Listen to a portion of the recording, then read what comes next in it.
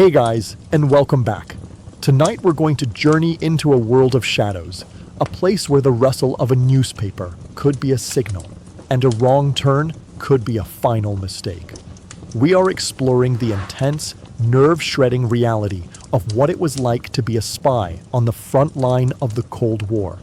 So, before we begin our descent into 1960s Berlin, if you enjoy these deep dives into the more stressful corners of history, please take a moment to like the video and subscribe to the channel. It genuinely helps more than you know. And I'm always fascinated to see our community. So let me know in the comments where you're tuning in from tonight. Alright, find that comfortable spot. Let the noise of the modern world fade away. You are on a train moving through the dark German countryside. The ticket in your pocket is a lie. Your name is a lie. And the sweat on your palms is the only real thing about you.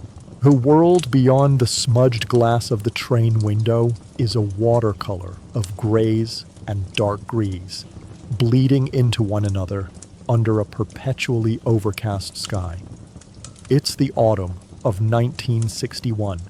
The air inside the carriage is thick with the competing smells of wet wool, cheap cigarette smoke, and the faint, metallic scent of the heating system struggling against the encroaching chill.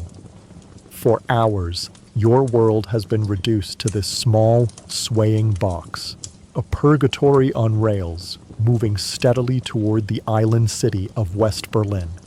You sit on the worn, slightly scratchy fabric of the seat, a book open on your lap. It's a dense collection of essays on the Weimar Republic's hyperinflation period. It's your prop, your shield. For the past 2 hours, you have not turned a single page. Your eyes have been scanning the same paragraph, the words dissolving into meaningless shapes as your mind races elsewhere. Your name, for the next week, or for however long this lasts, is Peter Alistair Schmidt. You are a doctoral candidate from the University of Manchester. You are researching the economic recovery efforts in post-war Germany for your dissertation. You were born in London to a German mother, which explains your passable, if slightly formal, German. You repeat these facts to yourself, a silent mantra against the rising tide of panic. You have rehearsed them for months, until they felt almost true, but here, in the oppressive quiet of the train, they feel flimsy, like a costume that could be torn away with a single sharp question. The rhythmic da-dum, da-dum, da-dum of the wheels on the track has been the metronome for your anxiety. With every kilometer traveled, you are moving deeper into hostile territory. This isn't the front line of a hot war, with trenches and artillery. It's something far more insidious. It's a war of whispers, of sideways glances, of locked files and unmarked graves. You are not a soldier. You are a historian, or you were. Now you're not sure what you are. You're a collection of lies, held together by a cheap suit and a story about economic theory. Your handler, a man in London who called himself Mr. Sands, had been brutally clear. Your greatest asset, Peter, is that you are forgettable. You are the sort of man who gets overlooked in a crowd. Do not, under any circumstances, do anything to change that. A sudden change in the rhythm of the train snaps you back to the present. The train is slowing. A jolt runs through the carriage. Outside, the landscape has changed. You see watchtowers in the distance, stark and skeletal against the gray sky. Barbed wire unspools alongside the tracks like thorny vines. You have reached the border of the German Democratic Republic, the DDR. The Iron Curtain. A cold dread, heavy and physical, settles in your stomach. This is the first test. The carriage doors at either end slide open with a pneumatic hiss. Q figures step inside, their movements economical and unnerving. They are not the usual ticket conductors.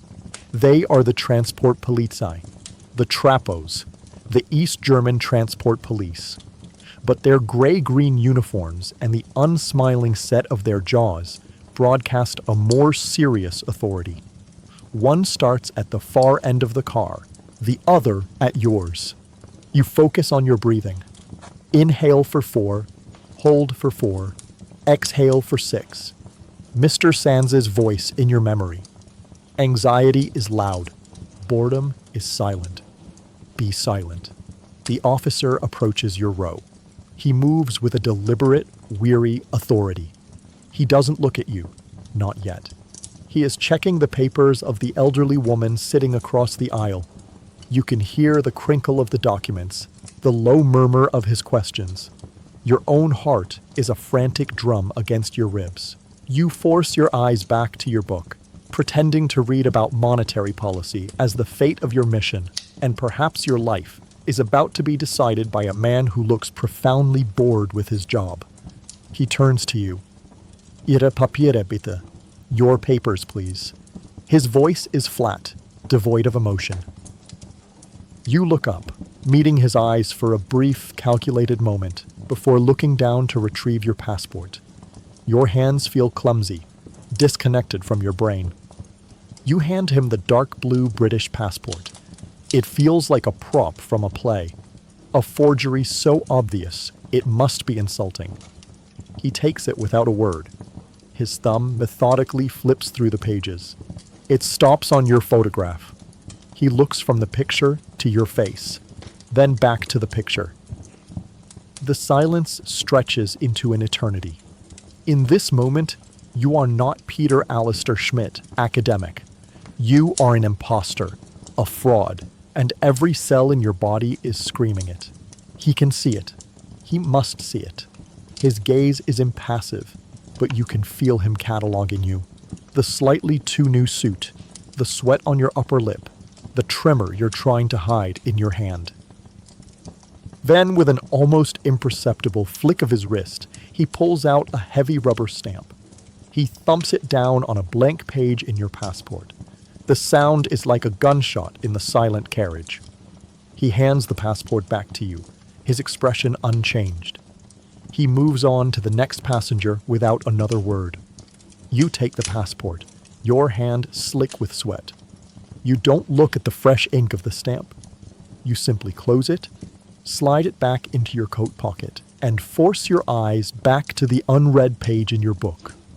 The train begins to move again, slowly at first, then picking up speed, resuming its rhythmic clatter. You have crossed. You are in. And the terror of this small victory is somehow worse than the fear of being caught. The rest of the train journey is a blur.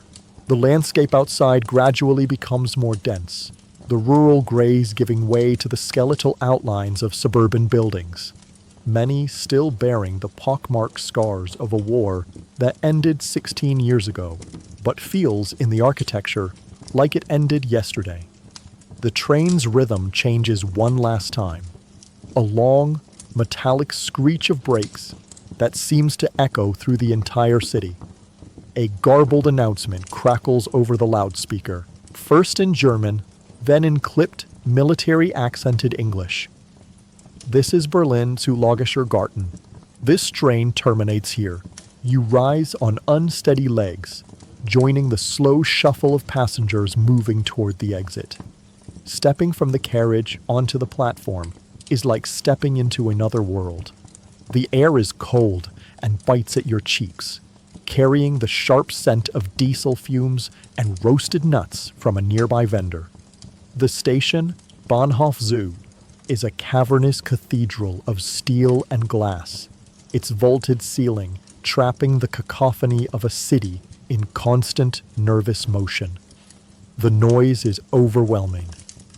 The hiss of train brakes, the distant shouting of porters, the echoing footsteps of hundreds of people on the stone floor, a chaotic symphony of a city that never truly rests. Your instructions from Mr. Sands were precise, memorized to the point of dogma.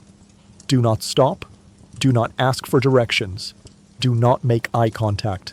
You are a man who knows where he is going. Proceed directly to the luggage lockers in Hall C.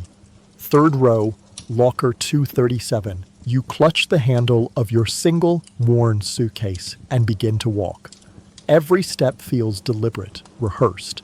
You are acutely aware of the uniforms dotting the crowd. The olive drab of American GIs, the crisp khaki of the British Royal Military Police, the dark blue of the French gendarmes.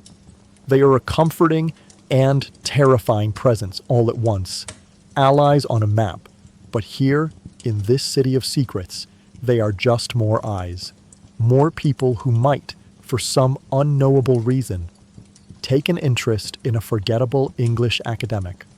You fight the urge to look over your shoulder. The feeling of being watched is a physical presence, a prickling on the back of your neck. Is it the man in the fedora reading a newspaper by the entrance? Is it the woman who seems to be waiting for someone who isn't arriving? Or is it just the city itself, its very atmosphere steeped in a level of paranoia that seeps into your pores? You find Hall C. It's less crowded here, the sounds more muffled. The rows of green metal lockers stand like a silent, waiting army. You walk down the third row, your heart pounding in time with your footsteps. 231, 233, 235. You find 237. It looks no different from any other locker. It is mundane. It is terrifying. The key was given to you in London. It's a simple, generic key, cold in your hand. You glance around. A porter is sleeping on a distant bench. A young couple is arguing in low tones. No one is looking at you. You insert the key. The lock turns with a loud metallic clunk that sounds, to your ears, like a gunshot. You pull the door open. The locker is not empty. Inside is a neatly folded dark green loading coat.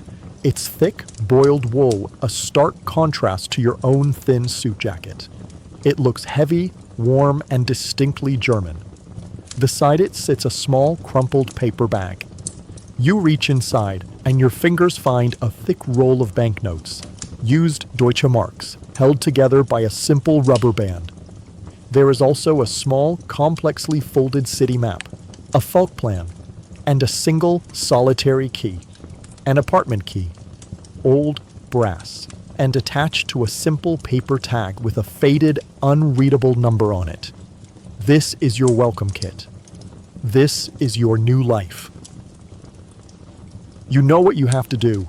In the relative privacy of the locker bay, you quickly shrug off your own coat, the one that marks you as a visitor, and slip on the heavy loading coat. The transformation is immediate. The coat smells faintly of someone else's life, a hint of tobacco and cold air. It's a size too big, but it feels like camouflage. You transfer the contents of your pockets, your fake passport, your wallet, your handkerchief. You place your old coat and your suitcase inside the locker, close the door, and leave the key in the lock. An unspoken invitation for someone else to collect it. You are shedding your skin. You take the paper bag with the money, the map, and the apartment key, and place it in your new coat's deep inner pocket. Now, you are just a man in a German coat, with no luggage, and nowhere, officially, to go. You walk out of the station, leaving the noise and the relative safety of the crowds behind. The cold Berlin air hits you with force. The sky is a sheet of metallic gray. You unfold the map. Your hands, clumsy with cold and fear, struggle with the complex folds. Finally, you find it. A single, tiny, almost invisible pinprick on a street in a district you've only read about. There is no address, just a location. That is where you have to go. That is where your new life and your first night of profound, absolute loneliness begins. You walk away from the station, forcing yourself into a steady, unhurried pace. To hesitate is to be noticed. To consult your map openly is to declare yourself a stranger, a tourist, a cardet. You walk for 2 blocks, turning corners at random, before ducking into the recessed doorway of a closed butcher shop to finally, covertly, examine the map again. The pinprick is on a street named Paul Linkofer, alongside one of the canals in Kreuzberg. It's a district known for its artists, its punks, its Turkish immigrants, and its general air of defiant poverty. The perfect place for a forgettable man to disappear. Your route takes you into the subterranean world of the U-Bahn. The station smells of damp concrete, ozone, and something vaguely foul, like stagnant water. You stand on the platform, your shoulders hunched, your eyes fixed on a faded advertisement on the opposite wall, all while being acutely aware of everyone around you. The train arrives with a deafening screech of metal on metal, its yellow carriage flickering under the weak station lights. Inside, you stand, holding onto a vertical pole, though there are empty seats. Sitting makes you a stationary target. Standing lets you scan the carriage. The faces are a portrait of West Berlin. A tired woman with a shopping bag full of vegetables. Two young men with slicked back hair whispering to each other. A stern-looking man in a threadbare suit reading a newspaper with intense focus. Any one of them could be Stasi. Any one of them could be your own side, watching you, testing you, or they could all be exactly what they appear to be. There is no way to know, and that uncertainty is a form of psychological torture. The train rattles through the dark tunnels, and you emerge into the gray daylight of Kreuzberg. The change is palpable. The buildings are lower, grittier. Soot seems to stain everything, a permanent shadow from decades of coal heating. Graffiti, stark and political, covers brick walls that stand next to the empty, jagged shells of bombed-out buildings. Their hollow window sockets like the eyes of skulls. You get off at your stop and climb the steps back to street level. The air here tastes different, thick with the smell of coal smoke and the nearby canal. You navigate by landmark, cross-referencing street signs with quick, furtive glances at your map, held cupped in your hand. Finally, you find it, Paul Linke Ufer, and then the building itself. It's a 5-story tenement, indistinguishable from its neighbors. Its facade a grimy testament to years of neglect. A heavy wooden door, its paint peeling, stands guard. You take a deep breath, push the door open, and step inside. The immediate smell is of boiled cabbage, damp dust, and a profound, aged-in melancholy. The stairwell is dark, lit by a single, fly-specked bulb 3 floors above. Your footsteps on the worn stone stairs echo in the silence. You pass doors behind which you can hear the muffled sounds of life. A baby crying, a radio playing a Schlager song, and you feel like an intruder, a phantom. Your apartment is on the 4th floor. The number on the door, 4B, is barely visible. You take out the old brass key. It feels cold and alien in your hand. For a terrifying moment, you imagine it won't fit, that this has all been a mistake. You slide it into the lock. It resists, then turns with a grinding groan. You push the door open, step inside, and immediately lock it behind you. The sound of the bolt sliding home is both a comfort and the sound of a cage being sealed. You stand with your back against the door, listening. Nothing, just the frantic pounding of your own heart. The apartment is one small room and an even smaller bathroom. It is colder inside than it was on the street. A tall window looks out not onto the canal, but onto a cramped, lightless courtyard, a Hinterhof, a claustrophobic canyon of brick and other windows. A single bed with a thin mattress and a gray blanket is pushed against one wall. A small wobbly wooden table and a single chair sit in the center of the room. A bare bulb hangs from a wire in the ceiling. The place is meticulously clean, yet feels like it has been vacant for a decade. It has the sterile, soulless quality of a place that is designed to be forgotten. But your training fights through the wave of despair. The first thing you must always do is search. You don't get to rest. You don't get to feel sorry for yourself. You work. You start with your hands, running your fingertips along the underside of the table, searching for any unusual lumps or wires. Nothing. You check the single chair, tilting it over. Nothing. You move to the bed, lifting the thin mattress, examining the simple metal frame.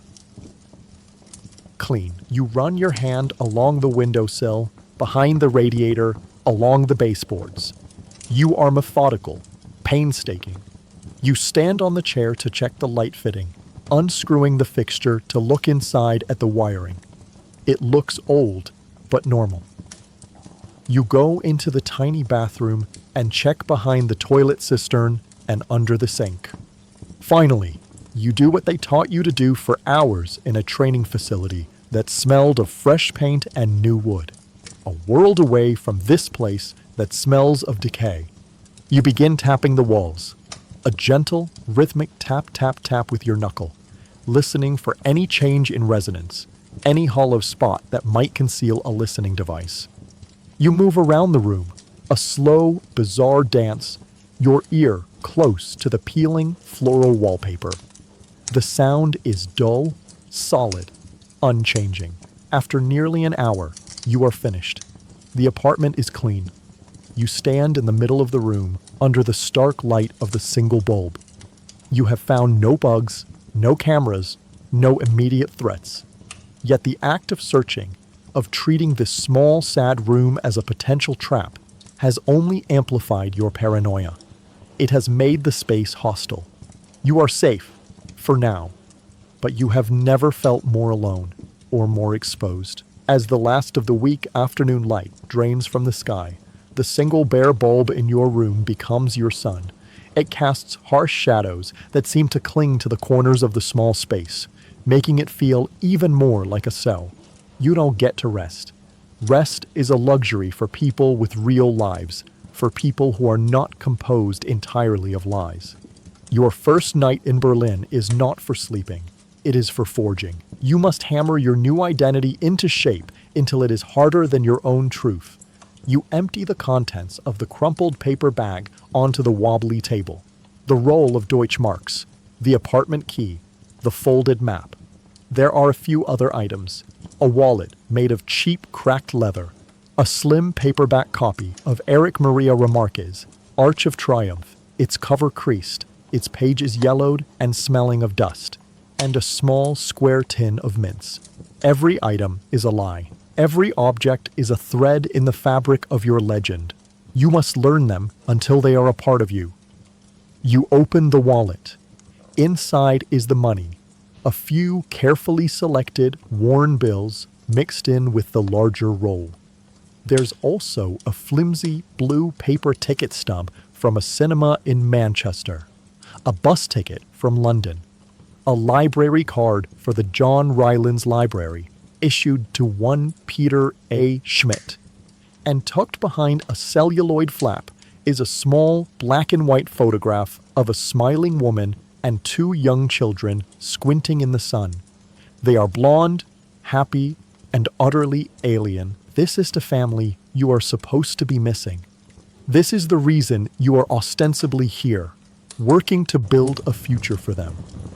You stare at the photo until your eyes burn, memorizing the woman's smile, the gap in the little boy's teeth, the way the girl's hair is braided. They are your ghosts. You open the book. Tucked inside is a bookmark from a London bookshop. You read the first few pages, not to absorb the story, but to feel the weight of the book in your hands, to understand it as a possession of Peter Schmidt. He is a man who reads Remarque. He underlines passages. You see one. The past is a phantom, a story that has been told. To be able to live, one must be able to forget. The irony is a physical blow. The most difficult part comes next. From an inner pocket of your new coat, you take out a fountain pen and a small blank notebook, the only two items that are truly yours, brought from London. You open to a fresh page, and you begin to practice your new signature, Peter A. Schmidt. The first attempt is clumsy. Your hand wants to form the familiar loops and curves of your own name. The muscles in your forearm tighten in protest. The signature looks forced, unnatural. A forgery. You write it again, and again. You fill a whole page with the name of this stranger. Peter A. Schmidt. P. A. Schmidt. Schmidt, Peter. You analyze the flow, the pressure of the pen on the paper. You are not just writing a name. You are attempting to channel a different person's motor functions, their essence. Your hand begins to cramp. The frustration is immense. This simple act is the hardest thing you have had to do all day. It's one thing to say a name. It's another to claim it as your own in ink. Hours pass. The only sounds are the scratch of your pen, the occasional groan of the building's pipes, and the distant, mournful siren of an ambulance cutting through the city's night. You are completely, utterly alone. The isolation is a physical pressure, a weight on your chest. You think of your real life, your real apartment, the face of a loved one. You force the thought away. That life is a luxury you cannot afford. It is a weakness. To remember is to invite disaster. Mr. Sands's words again. The man you were is dead. He died the moment you accepted this assignment. Grieve him if you must, but do it quickly. He is a liability. You are a historian. You are trained to remember, to analyze the past. Now your survival depends on your ability to erase it. You stand and walk to the window, peering through a gap in the grimy curtains. Across the dark chasm of the courtyard, other windows are lit. You see silhouettes moving, families sitting down to dinner, a woman brushing her hair. Glimpses of a world that is mundane, real, and totally inaccessible to you. You are a spectator to life itself. When your hand is too stiff to write anymore, you tear the pages from your notebook. You take them to the small bathroom sink, light a match, and burn them one by one. You watch as the name Peter A. Schmidt curls, blackens, and turns to ash. You wash the gray residue down the drain. No evidence. You don't get undressed. You don't turn off the light. You lie down on the thin, lumpy mattress, your new coat still on, your shoes by the bed. Sleep is not a possibility. Your body is exhausted, but your mind is a frantic machine, a sentry on high alert. Every creak of the floorboards in the hallway outside is a footstep. Every rumble of the U-Bahn deep beneath the city is a threat. You are lying in your safe house, but you have never felt less safe in your entire life. This is your first note as a spy, and you learn the fundamental truth of the job. The real enemy is not the man with a gun. It's the silence. It's the waiting. It's the crushing, paranoid, infinite loneliness of the night. Sleep never came. You drifted through a gray twilight of consciousness, a state of hypervigilant exhaustion where you were aware of every sound, every shift in the quality of the darkness. You didn't dare to dream. The night was a long, silent rehearsal for a play you hadn't read, in a language you barely understood. The first hint of dawn is not a light, but a lessening of the dark. The black rectangle of the window softens to a charcoal gray. The city outside begins to stir, its silence replaced by a low, distant rumble, like a waking beast. This is your cue. The performance is about to begin. You swing your legs off the bed, your body stiff and cold. The first part of your day is not your own. It belongs to the legend of Peter Schmidt. Peter is a creature of routine.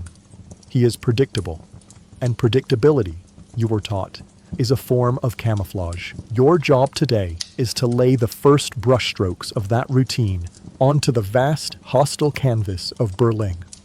You start in the tiny, cold bathroom. You turn the tap, and a rusty trickle of water sputters into the stained sink. You let it run for a full minute before daring to splash it on your face. The water is shockingly cold, a jet that brings a sharp, unpleasant clarity to your senses. You look at your reflection in the cracked mirror. The face staring back is pale, the eyes bloodshot and ringed with shadow. You don't see a spy. You see a haunted man. You force yourself to look closer, to see Peter Schmidt. He is a man tired from his studies, perhaps worried about his funding. You run a hand through your hair, trying to make it look less like the hair of a man who hasn't slept, and more like that of a preoccupied academic. The next ritual is coffee. In the main room, there is a small, cheap electric percolator and a tin of coarse, dark coffee grounds. The process is fraught with unseen risks. You fill the percolator with water from the tap, but you stand there for a full 5 minutes, boiling it on the single hot plate before daring to make the coffee. A small, obsessive act of self-preservation. When you plug in the percolator, the noise it makes, a guttural, bubbling hiss, seems to fill the small apartment, echoing like a declaration of your presence to anyone who might be listening. You wince at every bubble, every gurgle. The coffee it produces is black, bitter, and tastes of scorched metal. You drink it standing by the window, cupping the hot, chipped mug in your hands for warmth. You are not drinking for pleasure. You are drinking because Peter Schmidt would drink coffee in the morning. It is another line in your script. You have your instructions. They are simple. You are to leave the apartment at precisely 8:15 a.m. You are to walk a specific route to a specific cafe. You will sit there for 1 hour, read a newspaper, and leave. You will do this every day. You are ready by 7:50. This leaves 25 minutes of pure, undiluted waiting. It is a new form of torture. You cannot pace. Pacing is for nervous people. You cannot look out the window too often. That is for spies. You cannot read. You must save your prop for the cafe. So you sit in the single, hard-backed chair, your hands folded in your lap, and you watch the second hand on your watch sweep its slow, agonizing circle. The silence of the room presses in on you again.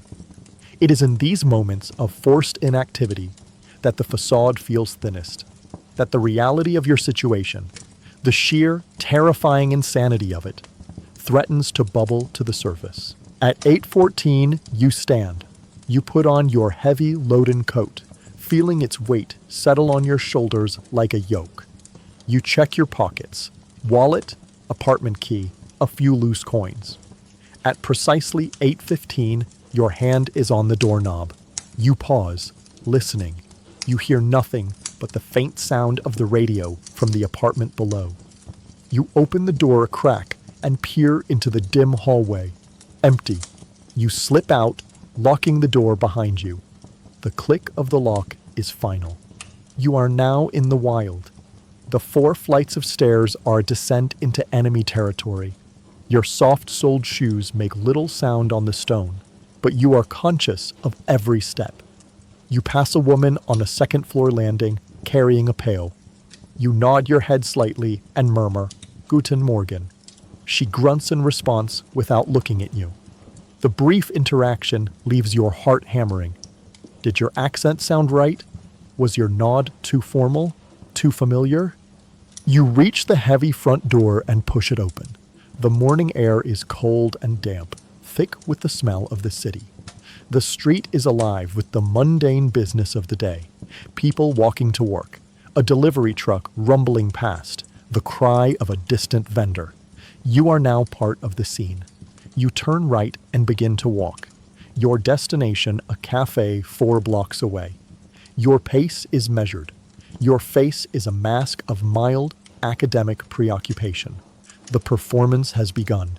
Your mission for the next hour is simple, and it is the hardest mission in the world: to be utterly, completely, and invisibly normal. The four-block walk is a masterclass in controlled movement. You don't hurry. You don't linger. Your pace is that of a man with a destination, but no particular rush to get there. The cobblestones are slick with morning damp. You pass a bakery, and the warm, sweet smell of fresh bread feels like a memory from another life. A sensory indulgence you cannot afford. You keep your eyes forward, but your awareness is spread wide, like a net. You are listening to the footsteps behind you, noting their rhythm. You are watching the reflections in the dark windows of the closed shops you pass, scanning for a recurring shape, a coat that appears more than once. This is the first, most subtle layer of a surveillance detection route. You are not just walking to a cafe. You are reading the city, and hoping to God the city is not reading you. The cafe is on a corner. Its name, Cafe Lens, is painted on the front window in letters that are flaking away. It is not a charming place. It is a functional, utilitarian establishment. Its windows fogged with steam from the inside. Its presence on the street as unassuming and weary as the buildings around it. It is perfect. You push open the heavy door. A small bell jingles tinnily, announcing your arrival. You are hit by a wall of warm, thick air. Heavy with the smells of strong chicory coffee, stale cigarette smoke, and the faint, greasy scent of fried pastries. The room is hazy, the light from the bare bulbs on the ceiling diffused by the smoke into a yellowish gloom. Low conversations in German, punctuated by the occasional burst of Turkish from a table in the corner, form a constant, unintelligible murmur. This is the soundtrack of your new life. You walk to the counter. Behind it, a woman with tired eyes and hair pulled back in a severe bun nods at you. You order in your rehearsed, slightly formal German. Einen Kaffee und ein Brötchen bitte. A coffee and a roll. You also purchase a copy of Der Tagesspiegel from a stack on the counter. The newspaper is the most important part of this transaction. It is your shield, your justification for being here. With your coffee, your hard roll, and your newspaper in hand, you survey the room. Your training tells you what to look for. The corner table is for amateurs. It traps you. The table by the door is for the anxious. It signals intent to flee. You choose a small two-person table against the far wall. It is the perfect compromise. It puts a solid wall behind you, eliminating one angle of approach, and gives you a clear view of the entrance, and most importantly, the entire expanse of the large front window. You sit down. You take a sip of the coffee. It's as bitter and thin as it was in your apartment. You take a bite of the roll. It's hard and dry. This is not about sustenance. This is about the ritual. Then, you open the newspaper. The performance begins. To anyone watching, you are now just another man starting his day, catching up on the news. Your head is slightly bowed. Your eyes appear to be tracking the lines of text. But you are not reading. You are not absorbing a single word about the political tensions in Bonn or the latest harvest games. Your mind is a razor. Your senses are on fire. The newspaper is a screen. Above its edge, your eyes methodically scan the room. You note the regulars, who are already becoming familiar. The two construction workers in paint-splattered trousers arguing about football. The old man with a magnifying glass, painstakingly reading the obituaries. The woman behind the counter, polishing glasses with a weary, circular motion. You are memorizing them, making them a part of your mental baseline. Any deviation from their routine in the coming days could be a signal. But your most important tool is the large, steamy window. It is a blurry, distorted mirror reflecting the street outside. You use it to watch the world go by without ever turning your head. You see the indistinct shapes of cars, the hurried figures of pedestrians. You are looking for stillness in motion. A car parked for too long, A figure that passes once, then reappears walking in the other direction. A man who stops to tie his shoe for an unnaturally long time across the street. These are the classic signs of surveillance. The mental effort is immense. It is a form of cognitive dissonance. Your body must project an aura of complete relaxation. The slump of your shoulders, the casual way you turn a page, the slow sip of coffee, while your mind is operating at a level of frantic, high-stakes analysis. Every minute stretches into 10. The low murmur of the cafe becomes a complex soundscape you must constantly sift for threats. The jingle of the bell on the door makes your neck muscles tighten every single time. Finally, you drain the last of the bitter coffee. You glance at your watch. The hour is up. You neatly fold the newspaper and tuck it under your arm. To leave it behind would be a deviation from the character you are building. Peter Schmidt is a man who pays for a paper and takes it with him. You stand, leaving a small coin on the table next to your empty cup. You give another slight nod to the woman behind the counter as you leave. A bell jingles your exit. You step back out into the cold Berlin air.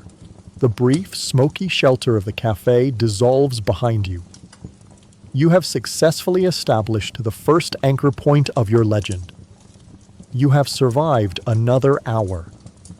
And as you start walking, not back toward your apartment, but in a different, pre-planned direction, you are already thinking about the window and what you might have seen in its distorted, grimy reflection. Leaving the cafe, you do not turn back toward the street your apartment is on. That is the first rule. Never walk in a straight line, and never draw a map for the enemy between your operational points. Your legend has been fortified. Now it must be put into motion. You have a new destination, a new purpose. It is your first tangible task, your first direct communication, or rather, reception, from the invisible organization that now owns your life. Your route takes you east, deeper into Kreuzberg, toward the cold, gray ribbon of the River Spree. The character of the neighborhood shifts again. The streets become wider, the buildings more imposing and official-looking, many still bearing the grand imperial facades of a pre-war Germany. It feels like walking toward a wound. You can sense the proximity of the border. The newly erected wall a few kilometers away, an unseen presence that changes the pressure of the air. This walk is different. The walk to the cafe was a performance of normalcy. This is an active hunt. You are hunting for tales, for anyone who might have taken an interest in the quiet man reading a newspaper.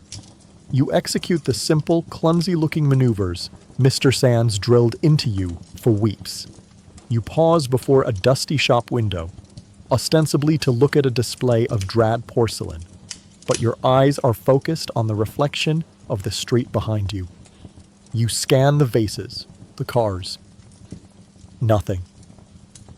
A block later, you fumble with your pocket, letting a few small coins drop and scatter on the pavement. You curse under your breath, a natural, human moment of frustration. As you bend down to slowly, meticulously pick up each coin, you have a legitimate excuse to look around you, to see the street from a different angle, to watch the legs and feet of the people walking past. The faces are indifferent. The city moves on. Still nothing. You are either clean, or you are being followed by a professional who is far too good for you to spot. The latter possibility is a cold stone in the pit of your stomach. Your destination is the Oberbaum Bridge, a magnificent, twin-towered brick structure that looks like a medieval fortress dropped into the middle of a 20th century city. It connects Kreuzberg in the American sector with Friedrichshain in the Soviet sector. It is a place of transit, a seam between two worlds. Your instructions are terrifyingly simple. You are to walk to the pedestrian path on the western side of the bridge. You are to stop at the midpoint, directly between the two towers. You are to lean on the railing, look east toward the Soviet sector, and remain there for precisely 1 minute. You are not to look for a signal. You are not to acknowledge anyone. You are simply to be there. An appointment with no one. The entire purpose of this act is for your handler, from some unseen vantage point, to confirm that you are in position, that you are operational, and that you have the discipline to follow an order to the letter, no matter how absurd or pointless it seems. You step onto the bridge. The wind is stronger here, a relentless, damp gust coming up from the river that cuts through your heavy coat. The noise of the traffic is louder. An elevated U-Bahn train rattles across the tracks above you, the sound a deafening metallic roar. You reach the midpoint. Your heart is a frantic, caged bird. You lean against the cold iron railing. You look east. The view is a study in gray. The gray, choppy water of the Spree. The gray sky, heavy with unfallen rain. And in the distance, the stark, oppressive architecture of East Berlin. It looks like a photograph from which all the color has been bled. You feel 1,000 invisible eyes on you. Every window in the buildings on the far shore, every passing car on the bridge, every barge chugging slowly down the river below, each is a potential observation post. You are standing on a stage, the most exposed man in Berlin. You are supposed to look pensive, thoughtful, a man contemplating the division of his country. You try to arrange your face into this expression. You focus on the details of the view to keep the panic from overwhelming you. A flock of gulls circling over the water, a border patrol boat, a white slash against the gray river, moving with slow menace. You sneak a glance at your watch. 30 seconds have passed. It has been the longest 30 seconds of your life. The urge to turn, to scan the faces on the bridge, is almost overpowering. You fight it down. The test is not to see. The test is to obey. To be a perfect, motionless, obedient pawn on the board. You are a human signal flare, and you have no idea who is seeing your light. The final seconds tick away. The minute is up. You exhale a breath you didn't realize you were holding. You push yourself off the railing. You do not hurry. You turn and begin walking, continuing across the bridge as if that was your intention all along. You do not look back. The task is complete. You have no idea if you succeeded. You have no confirmation, no feedback. You are operating in a complete vacuum of information.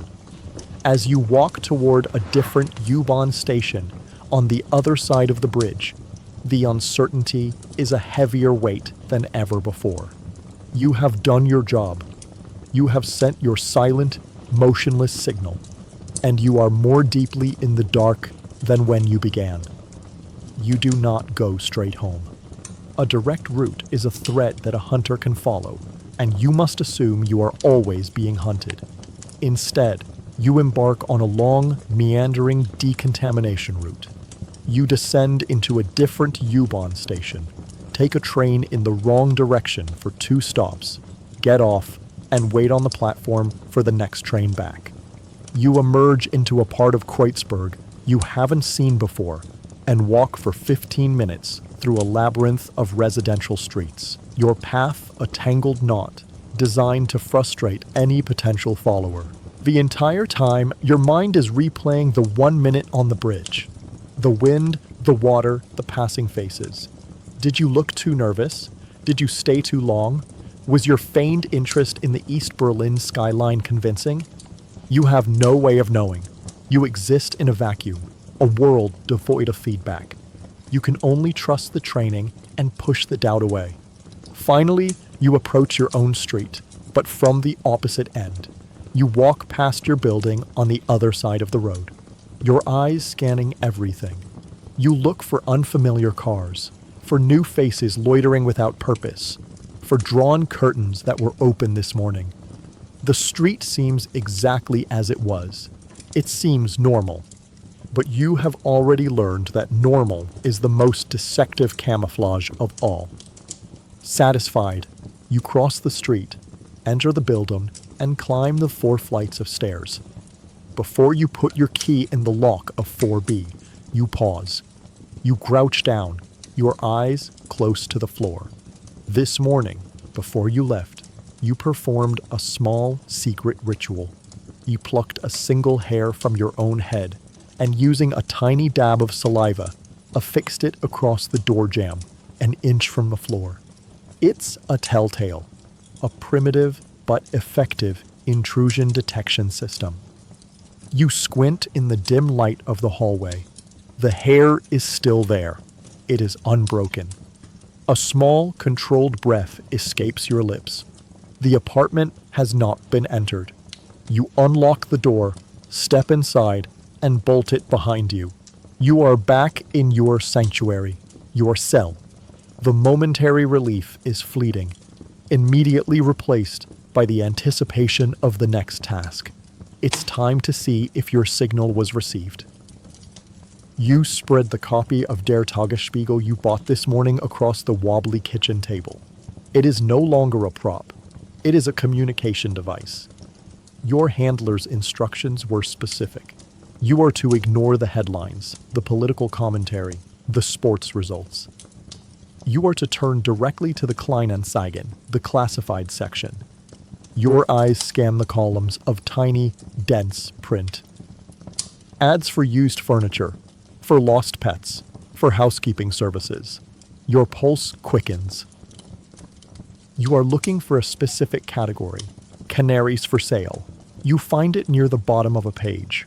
There are 3 ads, but one stands out. Its phone number is in a format you now recognize as a key. You retrieve your most precious and dangerous possession, the one-time pad. It is the key to unlocking the secret language of your new world. You handle it with the reverence of a priest handling a sacred text. You turn to the designated page. Find the designated line. Now, the painstaking work begins. This is not the glamorous high-tech world of fiction. This is the brutal intellectual grind of real cryptography. You work, hunched over the table in the dim light. After 10 minutes of painstaking, nerve-shredding work, a message slowly emerges, letter by agonizing letter. Meet, museum, 11, brush, pass. The message is stark, stripped of all pleasantries. No well done, no confirmation. Just cold, terrifying instructions. A live contact. Tomorrow. Your first duty after decoding is to destroy. You tear the page from your one-time pad. You take it and the newspaper to the bathroom. You burn them in the sink, watching the smoke curl up toward the ceiling. You mash the ashes into a fine gray powder and wash them down the drain. You are left standing in the dim, silent apartment with 5 words seared into your brain. Tomorrow, you will meet someone. Tomorrow, this ceases to be a training exercise. Tomorrow, it becomes real. Of course, here is the second part of the story, compiling blocks 9 through 17. The 5 decoded words burn a hole in your consciousness. Meet, museum, 11, brush, pass. There is no room for interpretation, no ambiguity. It is a stark, brutal command, and it shatters the fragile sense of control you've been trying to build. The rest of the night is a descent into a new circle of hell. Sleep is not just impossible, it's an absurd fantasy. You spend the hours sitting in the single chair, facing the door, every nerve ending alight. Your mind becomes a morbid theater, endlessly replaying the scene of the upcoming brush pass.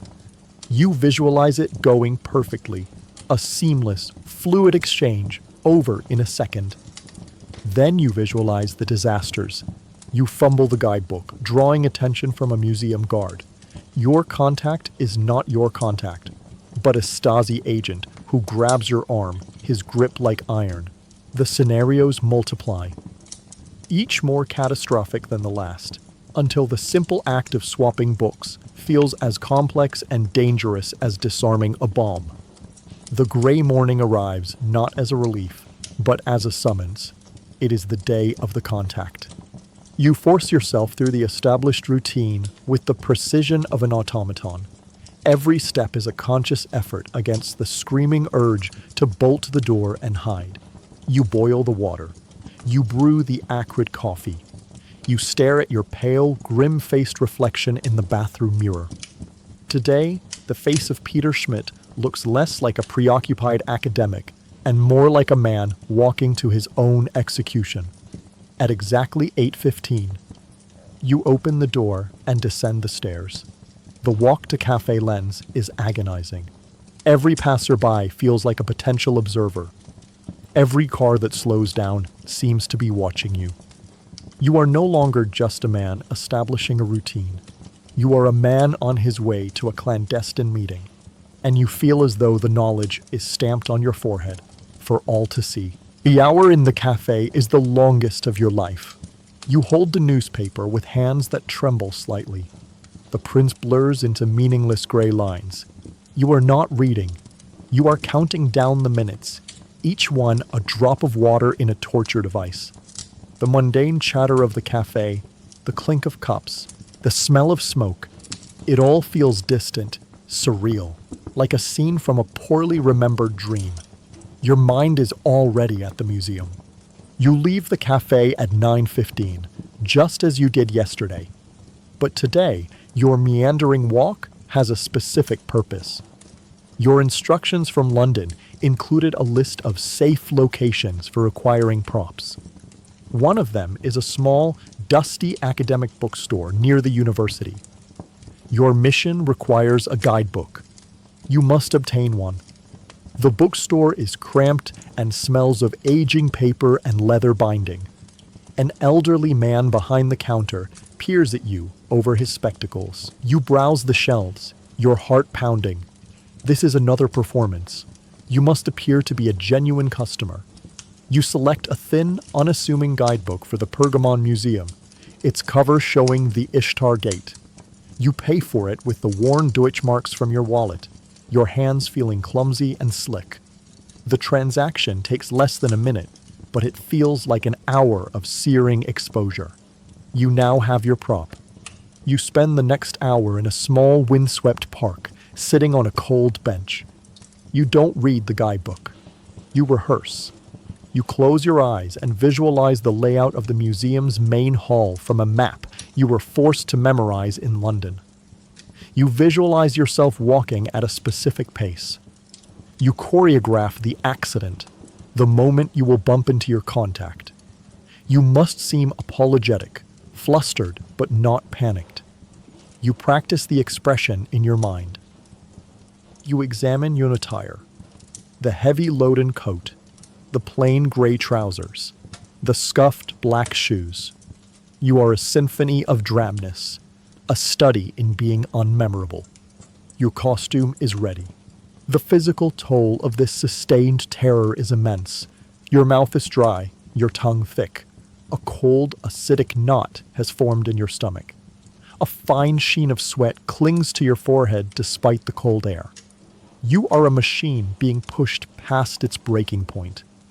Every instinct is screaming at you to run, to get on a train and leave this city and this life behind. But you can't. You are tracked by your orders, by the invisible web you have stumbled into. At 10:45, you stand up from the bench. It is time. You walk the final few blocks toward Museum Island. The grand, neoclassical facade of the Pergamon looms ahead of you, looking like a temple to a forgotten god. It is a place of history, of silent, dead things. Soon, it will be the stage for a silent, living, and incredibly dangerous act. You stand across the street from the entrance, hidden in the shadow of another building. You watch the tourists come and go. You check your watch. 10:55. 5 minutes left. You have prepared. You have rehearsed. You have your costume and your prop. There is nothing left to do but walk on stage. You take a breath that doesn't seem to fill your lungs, and you force your legs to move, to carry you across the street, and toward the great stone steps of the museum. You climb the wide, imposing stone steps, your own footsteps sounding small and insignificant against the grandeur of the facade. You pull open one of the heavy bronze doors and step inside. The change is instantaneous and absolute. You move from the cold, open air of the city into the vast, hushed interior of the Pergamon Museum. The dominant sensation is not sight, but sound, or rather, the lack of it. It is a profound, echoing silence, the kind that exists only in cathedrals and libraries. The air itself feels heavy, still, and ancient. Your own breathing seems obscenely loud, the distant shuffle of another visitor's feet, the reverent whisper of a child. The almost inaudible hum of the building itself. Every sound is isolated and magnified in the cavernous space. Before you, dominating the main hall, is the Ishtar Gate. It is a staggering wall of brilliant blue and gold-glazed brick, a monumental relic stolen from another millennium and reassembled here. Lions and dragons, molded in relief, march in silent, eternal procession across its surface. The scale of it is inhuman. It was built to make men feel small, to display the power of kings and gods. Standing before it now, you have never felt smaller in your life. Light streams down from high, arched windows far above, cutting through the dusty air in solid, hazy beams. It illuminates the floating dust motes, turning them into a swirling, golden galaxy. The light catches the glaze of the ancient bricks, making them gleam with an unearthly radiance. But it doesn't reach the corners of the hall, which remain lost in deep, profound shadow. You cannot stand still. You are an exhibit yourself, and you must play your part. You pull the new guidebook from your coat pocket. It feels slick and unfamiliar in your hand. You open it to a random page and hold it up, pretending to read about the history of Mesopotamian art. The book is a shield. It is your reason for being here. You begin to walk, your pace deliberately slow, your head tilted up as if in scholarly admiration. You move along the base of the great gate. Your modern, scuffed shoes a jarring note against the millennia-old stone floor. You are performing the role of Peter Schmidt, academic, lost in the wonders of the past. But your mind is entirely, frantically in the present. Your real work is scanning. Your briefing in London was sparse but specific. You are looking for a man in a brown trench coat. He will be carrying a visible, well-worn copy of Goethe's Faust. That is all you know. Your eyes, shielded by the pretense of looking at the exhibits, dart across the vast hall. You scan every figure. A group of school children in matching uniforms, chattering excitedly around their teacher. An elderly couple, hand in hand, staring up at the gate. A man in a gray overcoat, sketching in a notepad. You dismiss them one by one. Your gaze flits past dozens of people, your brain processing and discarding them in seconds. The mental effort is dizzying.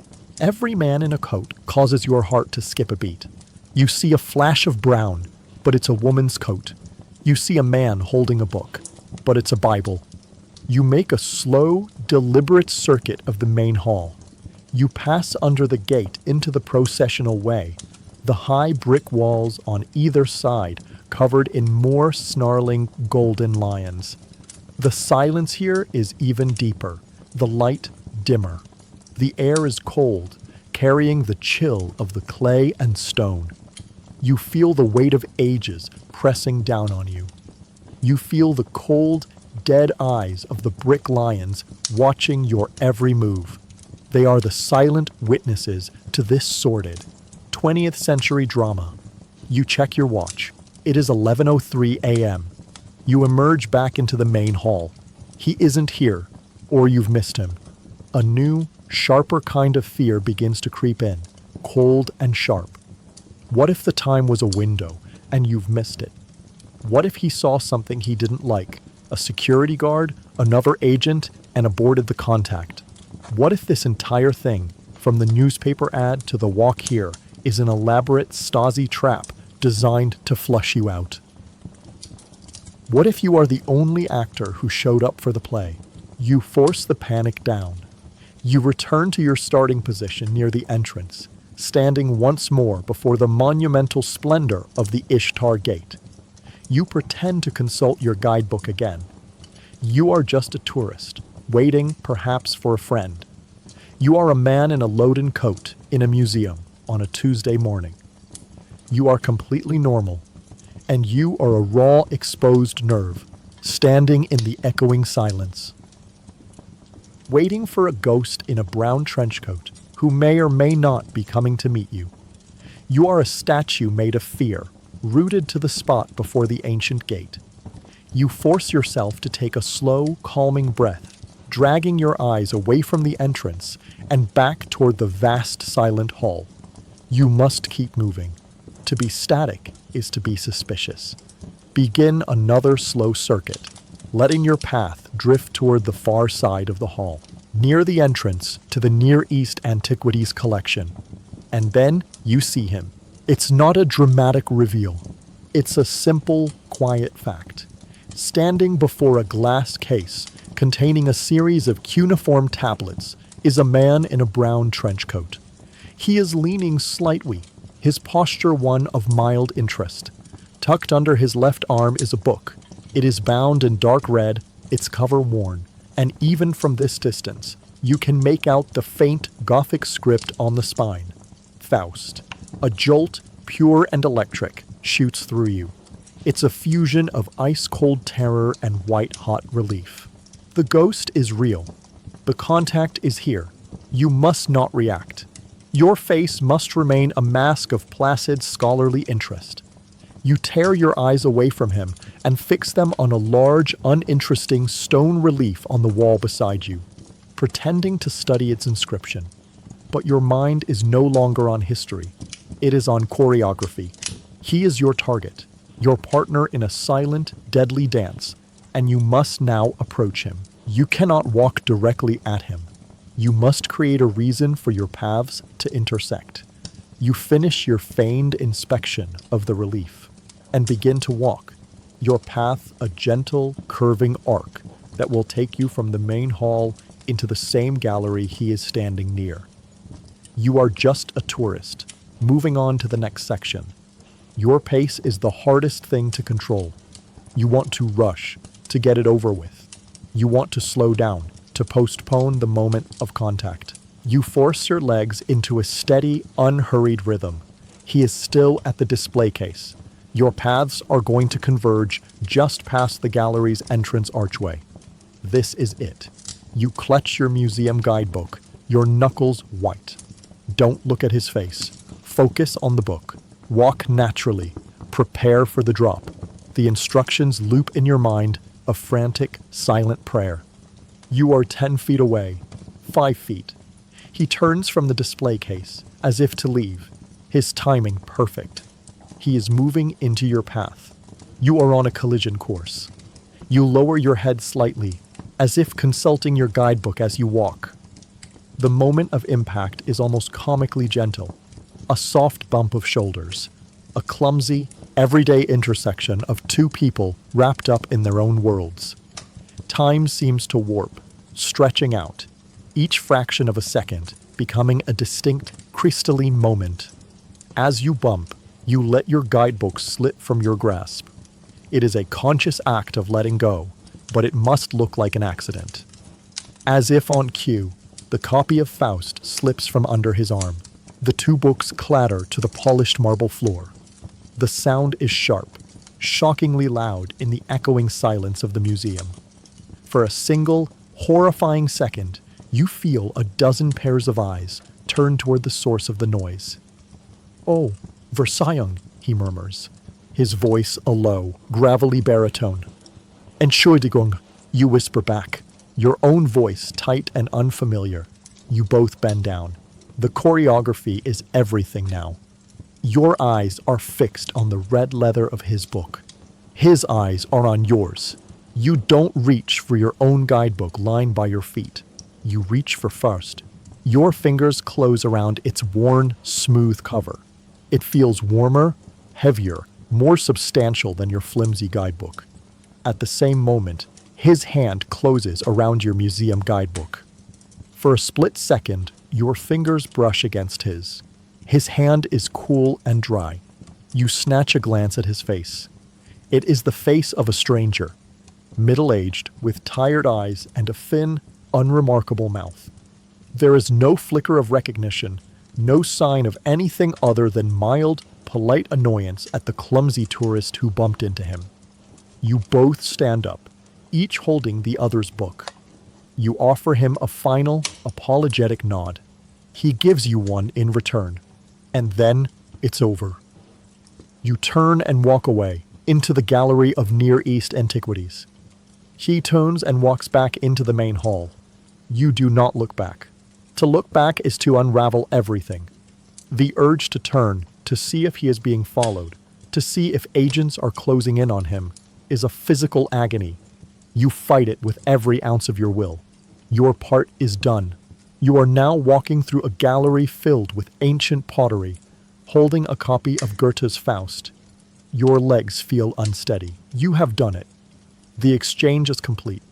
The relief is so profound it feels like nausea, but it is instantly swamped by a new, more potent wave of fear. Before, you were just a shadow, an observer. Now, you are carrying the package. You are the asset, and the entire city outside these silent stone walls has just become infinitely more dangerous. You are in a gallery of ancient broken things, holding a book that feels like a live grenade. Your first instinct is to flee, to sprint out of the museum and lose yourself in the anonymity of the city. But you fight it. Panic is a luxury you cannot afford. You are Peter Schmidt, the scholar, and Peter Schmidt would not rush. For 5 agonizing minutes, you force yourself to linger in the gallery. You drift from one glass case to another, pretending to study Assyrian pottery, your eyes seeing nothing but the shapes of the display cases. The copy of Faust is heavy in your hand. You can feel its presence, its dangerous energy. You are acutely aware of the other visitors in the gallery, their low murmurs, their shuffling feet. Any one of them could be a second observer, sent to watch you after the contact. Finally, you can bear it no longer. You turn and walk at a measured academic pace toward the museum's exit.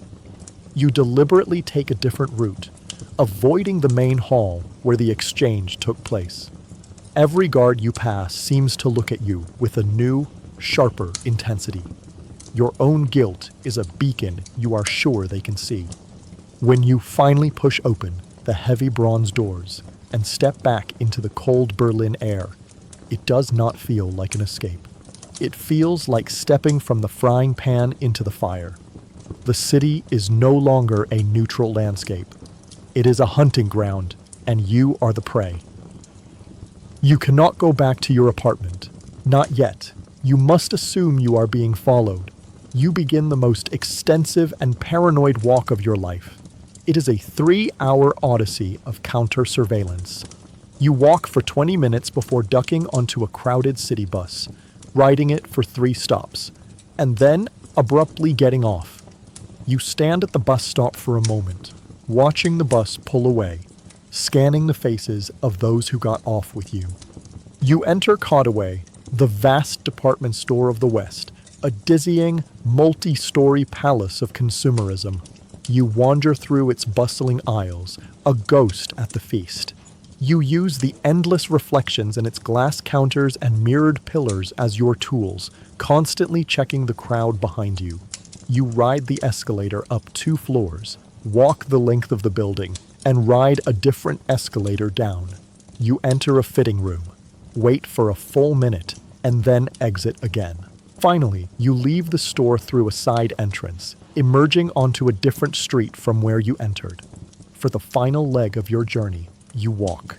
You take a long, circuitous route through residential streets, the book now tucked safely inside your coat, its shape a constant, pressing reminder against your ribs.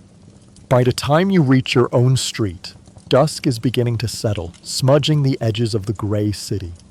You perform the same cautious approach as before, observing from a distance, looking for anything out of place. Nothing. You enter the building, your heart on high alert. At the door to 4B, you crouch down and check the new hair you placed there this morning. It is untouched. You slip inside, bolt the door, and lean against it, your eyes closed. Every muscle in your body trembling with exhaustion and adrenaline. You are home. You are safe. For now. After a moment, you slide down to the floor, your back against the door. You sit there for a long time, just breathing in the cold, dusty air of your silent room. Then you get up. It's time to see what you risked your life for. You place the worn, red leather copy of Faust on the table. It looks like any other old book. You run your fingers over the embossed title. You open it. The pages are yellow and brittle. The German text dense and black. It smells of old paper and dust. You flip through the pages. There is nothing hidden between them. Your briefing covered this. The prize would not be easy to find. From your small kit of tools, you take a thin, razor-sharp penknife. With the precision of a surgeon, you carefully slice along the inside seam of the book's cover, cutting through the end paper and into the thick cardboard of the spine. You peel the cover back. Nestled in the rough, gray cardboard and hardened binding glue is a small, hollowed-out cavity, and inside it sits a tiny, metallic canister, no bigger than a grain of rice. Your breath catches. You use the tip of the knife to gently pry it out. It is lighter than you imagined. You work the cap off with your fingernail, your heart pounding. Inside is a tightly wound spiral of film. The microfilm. This is it. The secret. The reason for all of this. Your instructions are to hold it until the next contact. But the need to know is a physical hunger. You have to see. You hold the tiny spiral up to the bare, dim light of the bulb overhead. Trying to unroll a small section with your clumsy, trembling fingers. You can see the individual frames. They are infinitesimally small. You can make out shapes, what looks like dense blocks of text, perhaps technical diagrams or maps, but they are completely illegible, a series of blurry, microscopic smudges. Without a proper viewer, it is meaningless. A wave of profound, hollow disappointment washes over you. You have risked everything, your freedom, your life, for this. Not for an answer, not for a revelation, but for another locked box. You have moved from one level of ignorance to a deeper, more dangerous one. You are a blind courier, a mule, carrying a package whose contents you cannot comprehend. You sit there in the deepening gloom of the apartment, the tiny, unreadable secret resting in the palm of your hand. It weighs almost nothing, but you can feel the immense gravity of it. It is a secret that people would kill for. It is a secret that might kill you, and you have no idea what it says. The night is a new landscape of fear. Before, the terror was abstract, the fear of the unknown, of being caught. Now it has a physical anchor. It is a tiny, metallic canister that you have wedged deep into a crack in the dusty floorboards beneath your bed. It is a tangible secret, and its presence in the room transforms the space. The apartment is no longer just a sterile safe house. It is a vault, and you are its sole, terrified guard. Sleep, when it finally comes, is a series of feverish, fragmented nightmares. You dream of faceless men tearing the room apart, splintering the floorboards, their hands closing on the tiny canister. You dream of the Ishtar Gate, its blue and gold lions coming to life, their jaws snapping at your heels. You wake up with a jolt in the pre-dawn darkness, your heart racing, the silence of the room a cold, suffocating blanket. You force yourself through the morning ritual like a man in a trance. The routine is the only thing holding the panic at bay. The walk to Café Lens is a new ordeal. Every person who glances in your direction seems to know about the secret hidden under your floorboards. You feel transparent, as though the microfilm is glowing through your skin. In the cafe, you buy your coffee and your copy of Der Tagesspiegel. You sit at your designated table, your hands shaking so much that you have to steady your cup with both of them. You flip immediately to the Kleinanzeigen. Your eyes scan the columns of tiny print with frantic energy. You are looking for today's signal. There, an ad for a lost cat, a black cat named Moritz. It contains another nonsensical phone number, 1403-2219. You cannot wait. The need to know what comes next is a physical force, overriding your training, overriding your caution. You can't go back to the apartment to decode. It feels too much like a trap. You leave the cafe after only 20 minutes, a breach of protocol that screams at you, but the urgency is too great. You find what you're looking for a few blocks away, a public restroom, a cold, tiled, and blessedly anonymous space that smells sharply of disinfectant and damp concrete. You lock yourself in one of the stalls. The setting is grim, degrading. This is the reality of your work. Not grand museums, but sordid, functional spaces like this. With trembling fingers, you pull out your one-time pad and a pencil stub. Leaning against the graffiti-scarred wall of the stall, you perform the painstaking ritual of decoding. Page 14, line 3. You cross-reference the key from the pad with the numbers from the ad. The letters emerge one by one, a message from a world away appearing on your small notepad.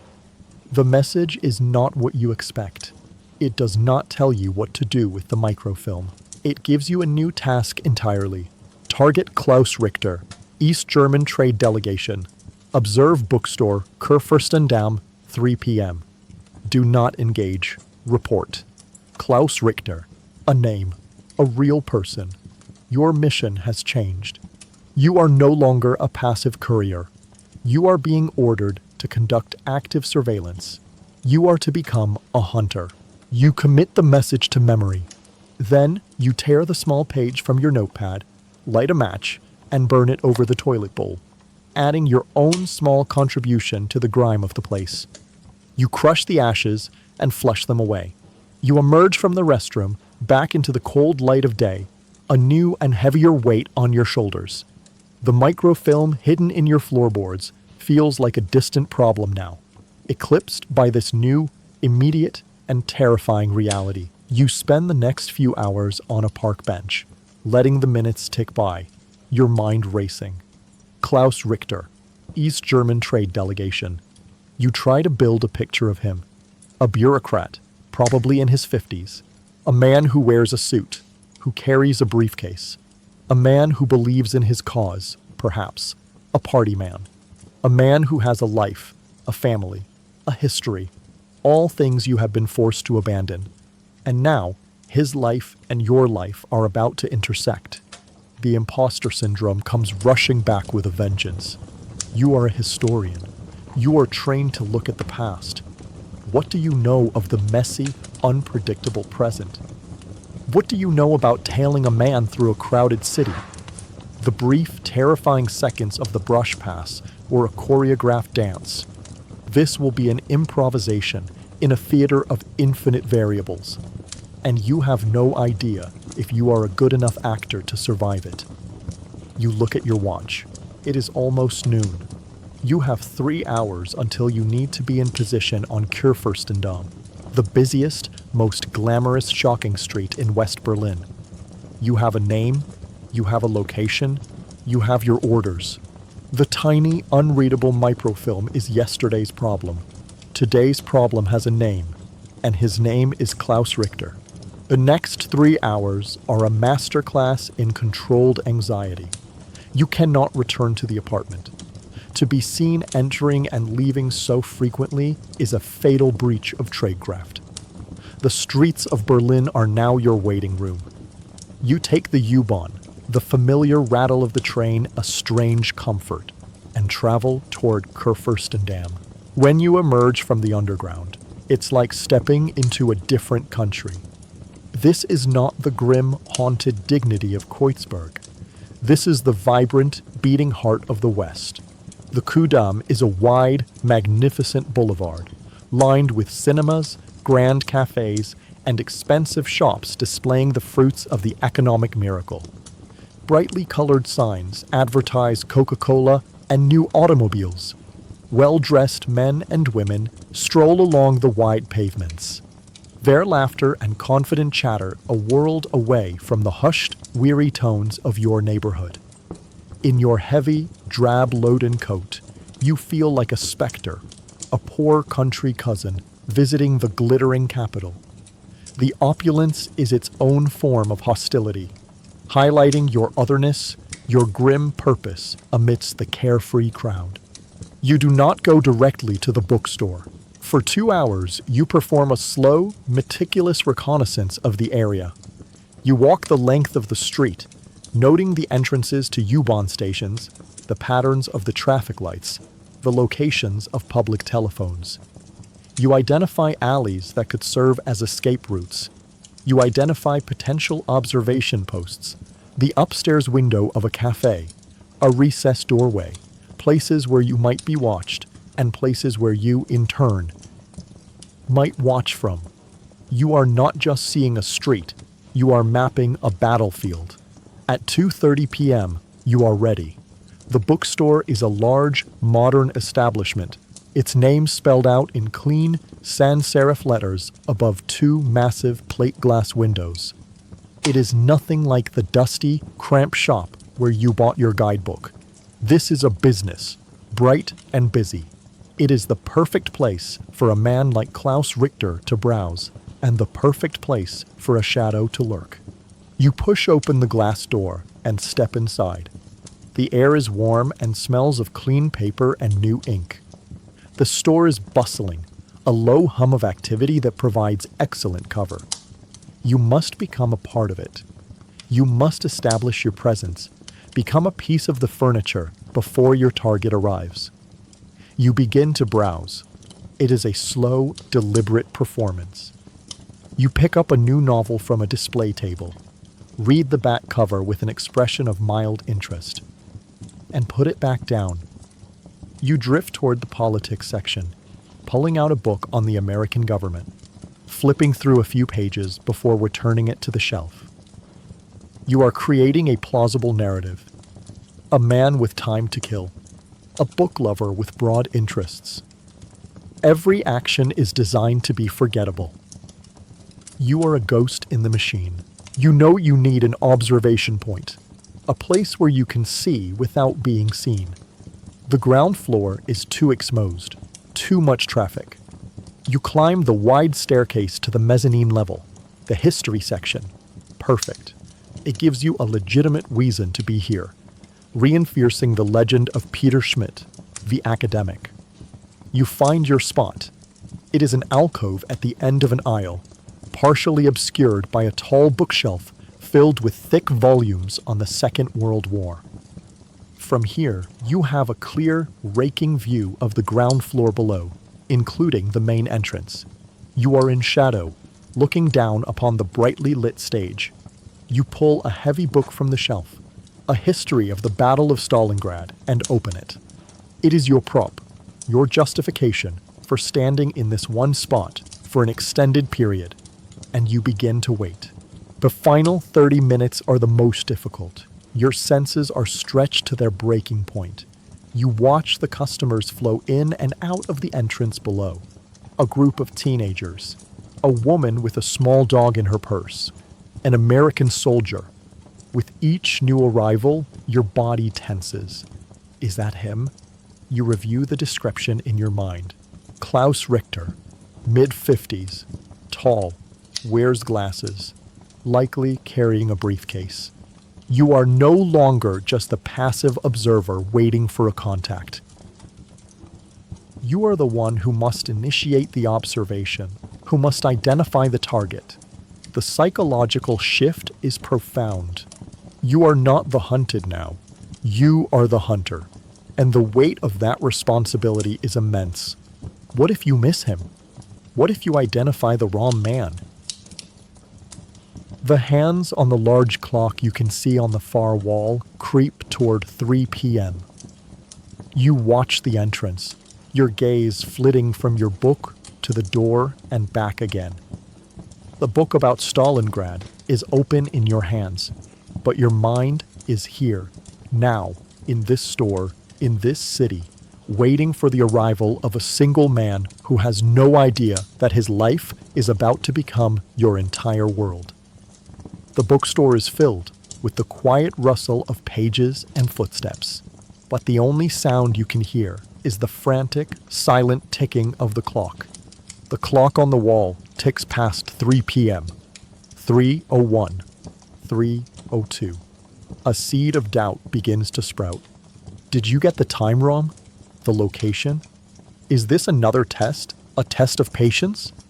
And then the bell above the glass door jingles. A man steps inside, pausing for a moment to let his eyes adjust to the indoor light. He is tall, in his mid-50s, with thinning gray hair and thick-rimmed glasses. He wears a well-cut but conservative gray suit, and in his left hand, he carries a dark leather briefcase. He matches the description perfectly. It is Klaus Richter. Your heart gives a single hard thump against your ribs. All the air seems to leave your body. The target is on the stage. From your vantage point on the mezzanine, you watch him. He is methodical. He doesn't wander aimlessly. He consults the store directory, then walks with quiet purpose toward the economics section. You watch him pull a book from the shelf, his movements precise, economical. He flips through the pages, his expression neutral, thoughtful. He is playing his part as convincingly as you are playing yours. He is the picture of a visiting trade delegate, using a spare hour to browse a Western bookstore.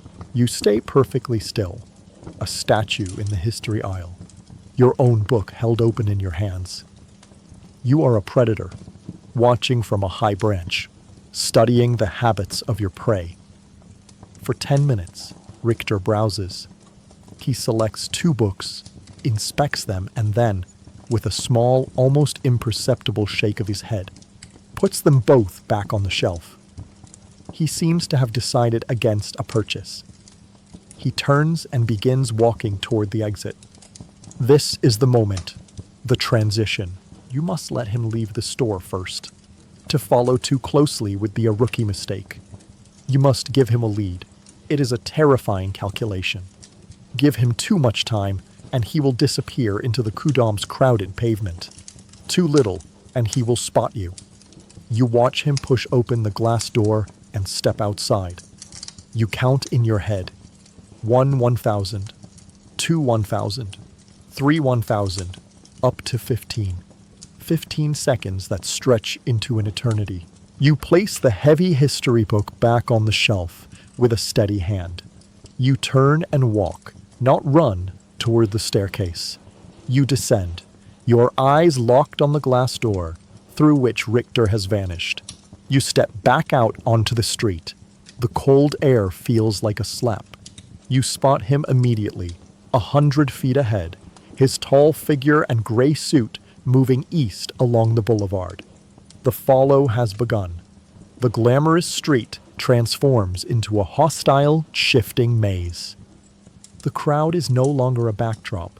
It is a current you must navigate, a moving shield you must use to keep yourself from Richter's line of sight. You keep 3 or 4 people between you and him at all times. You match his pace, which is steady and unhurried. Your mind is a recording device, capturing every detail. He pauses to look in the window of a shop selling expensive watches. You slow your pace, pretending to be interested in the window of the shop next to it. He buys a newspaper from a kiosk. You note which one, Die Welt. Every action, no matter how mundane, is a piece of data. To avoid creating a consistent pattern behind him, you cross the wide street when the traffic light changes, paralleling him from the opposite pavement. This gives you a better view of his flank, lets you see if he is interacting with anyone. but it also increases the risk. A change in the traffic lights could separate you in an instant. The city has become a complex three-dimensional chessboard, and you are playing against an opponent who doesn't even know he's in a game. For 10 blocks, this tense, silent dance continues, and then Richter deviates. He turns sharply and descends the steps into an Oban station. A jolt of pure adrenaline courses through you. A mobile tail on the street is one thing. Following a target into the enclosed, chaotic system of the subway is another level of danger entirely. You quicken your pace, closing the distance, and follow him down into the tiled, echoing underworld of the station. You see him on the crowded platform, waiting. You stay back, near the stairs, using a thick concrete pillar for cover. A train screeches into the station, its doors hissing open. Richter moves with the crowd, stepping into one of the carriages. You have a split second to decide. Do you get into the same carriage, risking close proximity where he might recognize you from the bookstore? Or do you get into the next one, risking losing sight of him at the next station? The warning buzzer sounds. The doors begin to hiss shut. You make your decision. You sprint the last few feet and squeeze through the doors of the next carriage, just as they slide shut. You are on the train, but your target is now out of your sight, separated from you by a wall and a crush of bodies. All you can do is pray you made the right choice as the train lurches forward, plunging you both into the darkness of the tunnel. You are trapped in a swaying, rattling box, a prison of steel and flickering light. The train hurtles through the darkness, and with every second, the distance between you and Klaus Richter feels like it is stretching to an infinite, unknowable length. You cannot see him. You cannot hear him. You can only trust that he is still in the carriage ahead. It is a trust based on nothing but blind hope, and it is a terrifying feeling. The other passengers in your carriage are a gallery of ghosts. They stare blankly at the floor, at the advertisements above the windows, at nothing. They are oblivious to the silent, high-stakes drama unfolding in their midst. To them, this is just a Tuesday afternoon commute. To you, it is a tightrope walk over a bottomless chasm. The brakes screech. The train slows. A garbled voice announces the next station, Wittenbergplatz. The doors hiss open. This is the first test. You have to see if he gets off, but you cannot appear eager. You rise from your seat, as if preparing to exit, and move toward the doors. From this vantage point, you can peer through the window of your own carriage and into the windows of the one ahead. You scan the crowd on the platform. You scan the figures inside the other car. And you see him. Richter is still there, standing, holding on to a vertical pole, his expression impassive. He is not getting off. A wave of relief, so intense it almost makes you dizzy, washes over you. You step back from the door, letting other passengers push past you. The doors hiss shut. The gamble continues. The train plunges back into darkness. The next stop is Hallisches Tor. You know from the map you studied that this station is a major interchange, a complex warren of multiple lines, levels, and exits. It is the perfect place for a man to disappear. The perfect place for you to fail. The train slays again. The name of the station echoes through the carriage. Your body is a coiled spring. You are at the doors before they are fully open. As they slide apart, the platform explodes into a chaotic surge of movement. A tide of people pushing to get on. Another tide pushing to get off. You peer desperately toward Richter's carriage. For a second, you see him. His gray suit, his briefcase. He is moving toward the doors. He is getting off. You move to follow, to push your way out of your own carriage. But you are hit by a wall of bodies. A group of loud, laughing students, their bags and coats a flurry of motion, surges into the carriage, pinning you for a crucial 2, maybe 3 seconds. Entschuldigung, one of them says, not looking at you. Those 3 seconds are a lifetime. By the time you manage to shove your way through the crowd and onto the platform, he is gone. He is simply not there. The platform is a swirling sea of anonymous faces and hurrying bodies. He has vanished into the crowd. Your eyes dart frantically, scanning the crowd. You check the wide staircase to your left. You check the escalator leading to a different platform on your right. He is in none of these places. He has been swallowed by the city. For a moment, you forget your training. You forget the rule about never looking panicked.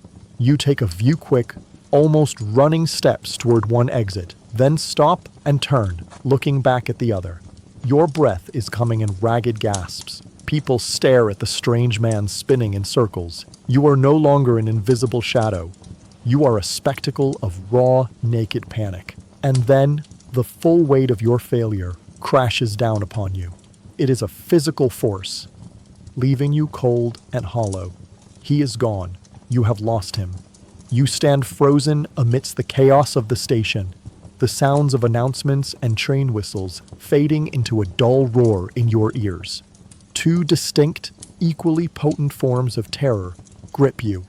First is the professional shame, the cold certainty of the consequences.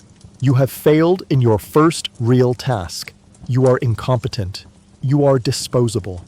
You imagine the cold, unforgiving response from your handler. But the second fear is deeper, more primal. Was it just incompetence? Or were you made? Did Richter know he was being followed? Was his casual browse, his steady walk, his sudden descent into this specific, complex station all a calculated act of counter-surveillance? Did he deliberately lead you here to lose you? The thought is paralyzing. If he made you, he may have reported you. And if he reported you, then somewhere in this city, a different kind of hunter is now looking for a forgettable man in a loden coat. You are no longer the hunter. You are once again the prey. You stand alone on the platform, a ghost who has lost his quarry. In this world of shadows, failure is not just a setback. It is a mortal sin, and you have just committed it. For a long moment, you remain frozen on the U-Bahn platform at Halicious Tor, an island of stillness in a river of motion. The world moves around you, trains arriving and departing, people rushing to their destinations. But your own world has ground to a screeching halt. He is gone. The word echoes in the cavern of your skull. Failure. You have to move. To stay here at the scene of the crime is suicide. With a monumental effort of will, you force your legs to work. You turn and walk, not run, toward the nearest exit, melting back into the anonymous flow of the crowd. You ascend the stairs and emerge back into the gray, indifferent city. You cannot go back to the apartment. You have to assume the worst, that Richter made you, that he reported you, that a Stasi team might even now be on its way to your quiet street in Kreuzberg. The safe house is no longer safe. So you walk. It is a walk of penance. You have no destination. You simply move, putting one foot in front of the other, letting the rhythm of your steps be a distraction from the frantic racing of your mind. You walk for hours, through neighborhoods you don't recognize, past faces you don't see.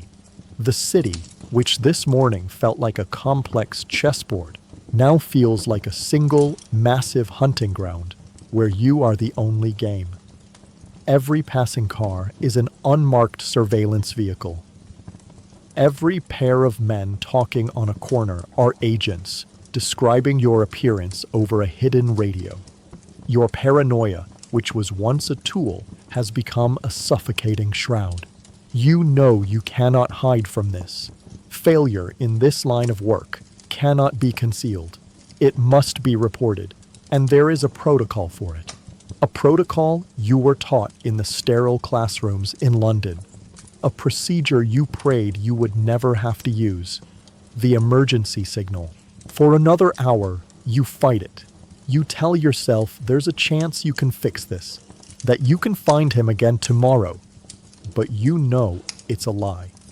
You are compromised. The mission, as you knew it, is over. You have to confess.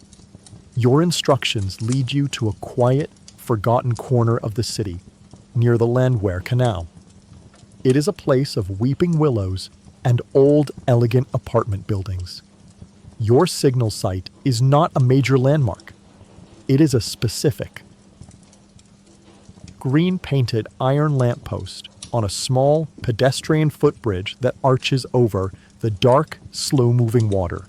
As dusk begins to settle, you approach the bridge. It is deserted. The air is still and cold.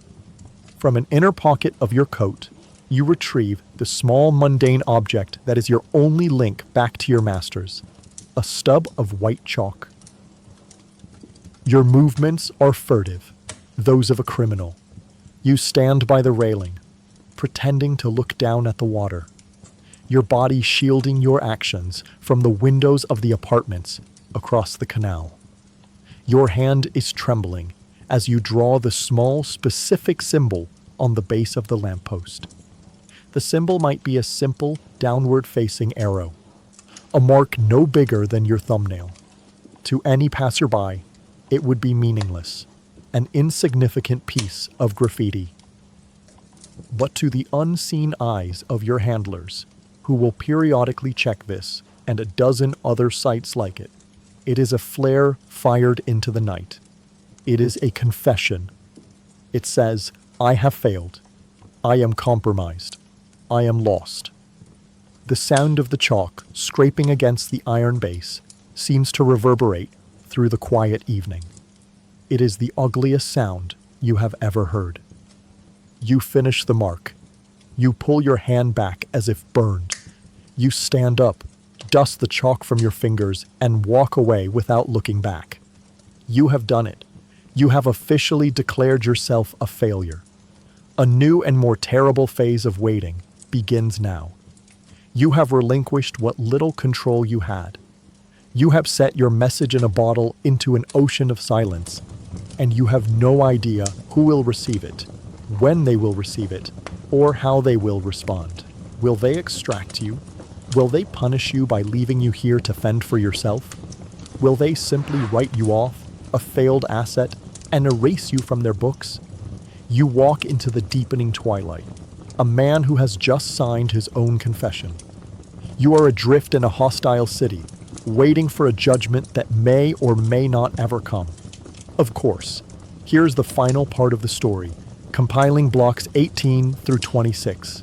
The city swallows your signal without a trace. As night deepens, a profound sense of abandonment settles over you. You have confessed your sin to an invisible God, and you are met with nothing but silence. You cannot go back to the apartment. Not yet. You walk until your feet are numb, until the grand boulevards and quiet residential streets are empty, haunted only by the orange glow of the streetlights. The city at night is a different beast, a place of deep shadows and furtive movements. You find refuge in the transient anonymity of the S-Bahn, the city's elevated train. You ride it in a long, pointless loop, a ghost in a rattling carriage, watching the lights of Berlin slide by.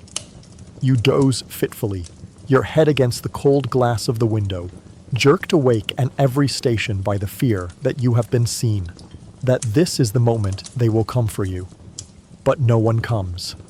Finally, long after midnight, exhaustion and the biting cold win out over paranoia. You must take the risk. You make your slow, cautious way back to your building, your heart pounding with every step. You climb the 4 flights of stairs, your body aching. At your door, you perform the ritual, checking the telltale hair you had placed there before you left. It is, impossibly, still intact. You slip inside and bolt the door. The apartment is cold, silent, and exactly as you left it. It has not been compromised. Your panic was just that, panic. The relief is so profound it leaves you weak, but there is no comfort here. The room feels like a holding cell, and you are a prisoner waiting for his sentence. The next morning is an act of pure, agonizing discipline. You force yourself through the routine. The coffee, the wait, the walk to the cafe. Every step feels heavier than the last. You are a disgraced actor, forced to go on stage and perform a role you no longer believe in. Your only purpose now is to get the newspaper. You buy Der Tagesspiegel from the newsstand, your hands clammy. You don't even go to the cafe. You cannot bear the thought of sitting there for an hour, a failure on public display. You break protocol again and hurry back to the apartment, a man desperate to learn his fate. You lock the door and spread the newspaper on the table, your hands shaking as you scan the Kleinanzeigen. You find the ad. This time, it's for a used accordion. The code is there. You retrieve your one-time pad, your fingers fumbling with the tiny book. The world narrows to the table, the newspaper, and the coded language of your masters. The decoding process is a torment. Each letter you reveal feels like a blow. The message that emerges is not a set of instructions. It is a verdict. It is a whip, delivered in the cold, sterile language of espionage. Failure confirmed. Target lost due to asset incompetence. You are on probation. Maintain established pattern. Await new contact. Do not deviate. Any further error will be final. The words lie starkly on your notepad. Asset incompetence. Probation. Final error. The message is a masterpiece of psychological cruelty. It is not an angry tirade. It is a cold, bureaucratic assessment of your worthlessness. It confirms your deepest fears. You are not a colleague. You are an asset. You are not a person who made a mistake. You are a defective tool. They are not extracting you. They are not offering guidance. They are leaving you in place, a pawn they no longer trust, and commanding you to walk the exact same tightrope where you just fell. With the added knowledge that you have no safety net, the phrase await new contact is the most terrifying part. It is a vague, indefinite sentence. It means you must continue this life. The cafe, the walks, the crushing loneliness, for days, perhaps weeks, not knowing when or how your judgment will come. The routine, which was once your shield, has now become your cage. You are ordered to make yourself a predictable, visible target, all while knowing that you have been officially branded a failure. You burn the decoded message and the page from your pad, watching the words curl into black ash. The smoke stings your eyes. You are utterly alone. Your own side, your only lifeline, has just told you that you are worthless and that your next mistake will be your last. You sit in the silent gray apartment, a man on probation in the most dangerous city on earth. The scolding is complete, and it is far worse than you could have ever imagined. The world does not end. There is no black car that screeches to a halt outside your building, no heavy knock on the door. There is only the crushing, absolute silence of your apartment, a silence that is now thick with contempt from your own side. You are on probation. The word hangs in the air, a verdict and a threat. It means you are being watched, judged, and that your existence is conditional. There is nothing to do but obey. The cruelest part of the order is the command to maintain established pattern. And so the next day, and the day after that, you become a machine built of shame and routine. The walk to Café Lens is a new kind of ordeal. It is a walk of shame. Before, you were an invisible man, a shadow. Now, you feel hideously exposed, as if a spotlight follows you, illuminating you for all to see. You feel as if the word incompetent is tattooed on your forehead. You sit at your usual table, the newspaper a flimsy shield, and you stare at the words without reading them. The cafe is no longer a strategic observation post. It is a pillory, and you are the one locked inside it for your hour of public humiliation. You repeat the walk to the Oberbaum Bridge, the site of your original failure. Standing there, leaning on the cold iron railing where you waited for a signal that led to nothing, is a form of exquisite psychological punishment. You stare at the gray, indifferent water of the spree, replaying the moment you lost Richter, the surge of the crowd, the vanishing of his gray suit. You are forced to confront your failure every single day. The days bleed into one another, a monotonous cycle of dread. You wake, you drink the bitter coffee, you perform your walk of shame. You return to the cold silence of the apartment. The city outside remains a threat, but the more immediate enemy is the one inside your own head. The waiting is a corrosive acid. Your mind, with no new mission to focus on, begins to devour itself. You begin to hear things, a floorboard creaking in the apartment above, when you know it's empty. A faint scratching sound from within the walls. You startle at the sound of a car backfiring on the street, convinced it is a gunshot. You spend hours at the window, peering through the grimy curtains at the courtyard below, convinced one of the silhouetted figures in the other windows is a Stasi observer with a long lens camera. The apartment becomes a reflection of your decaying mental state. A small pile of unread newspapers grows in the corner. You have no appetite, subsisting on dry bread and tap water. A fine layer of dust, the dust you so carefully cleaned when you arrived, begins to resettle on everything. A gray film mirroring the fog in your own mind. The identity of Peter Schmidt, the academic, feels less like a cover and more like a sarcophagus. The man you used to be, the historian from London with a life and a future, feels like a character from a novel you read a long, long time ago. On the third day of this silent torment, you are sitting in the cafe when you see him. A man in a brown trench coat, walking on the other side of the street. Your heart leaps into your throat. It's the man from the museum. You half rise from your seat, your mind exploding with possibilities. Is this the new contact? Is he here to test you? But then the man turns his head to light a cigarette, and you see his face clearly. It's not him. Just a stranger in a similar coat. You sink back into your chair, your body trembling, the disappointment so sharp it feels like a physical blow. You are seeing ghosts. You are coming apart. The days turn into a week. The routine is all you have left, a hollowed-out skeleton of a life you perform without thought or hope. You are a ghost haunting your own spy story. You have been left in the field, a broken tool left to rust on the battlefield, and the silence from your masters is the cruelest weapon of all. It has hollowed you out, leaving nothing but the waiting, and the slow, creeping certainty that no one is ever coming for you. Your probation is not a temporary state. It is your permanent existence.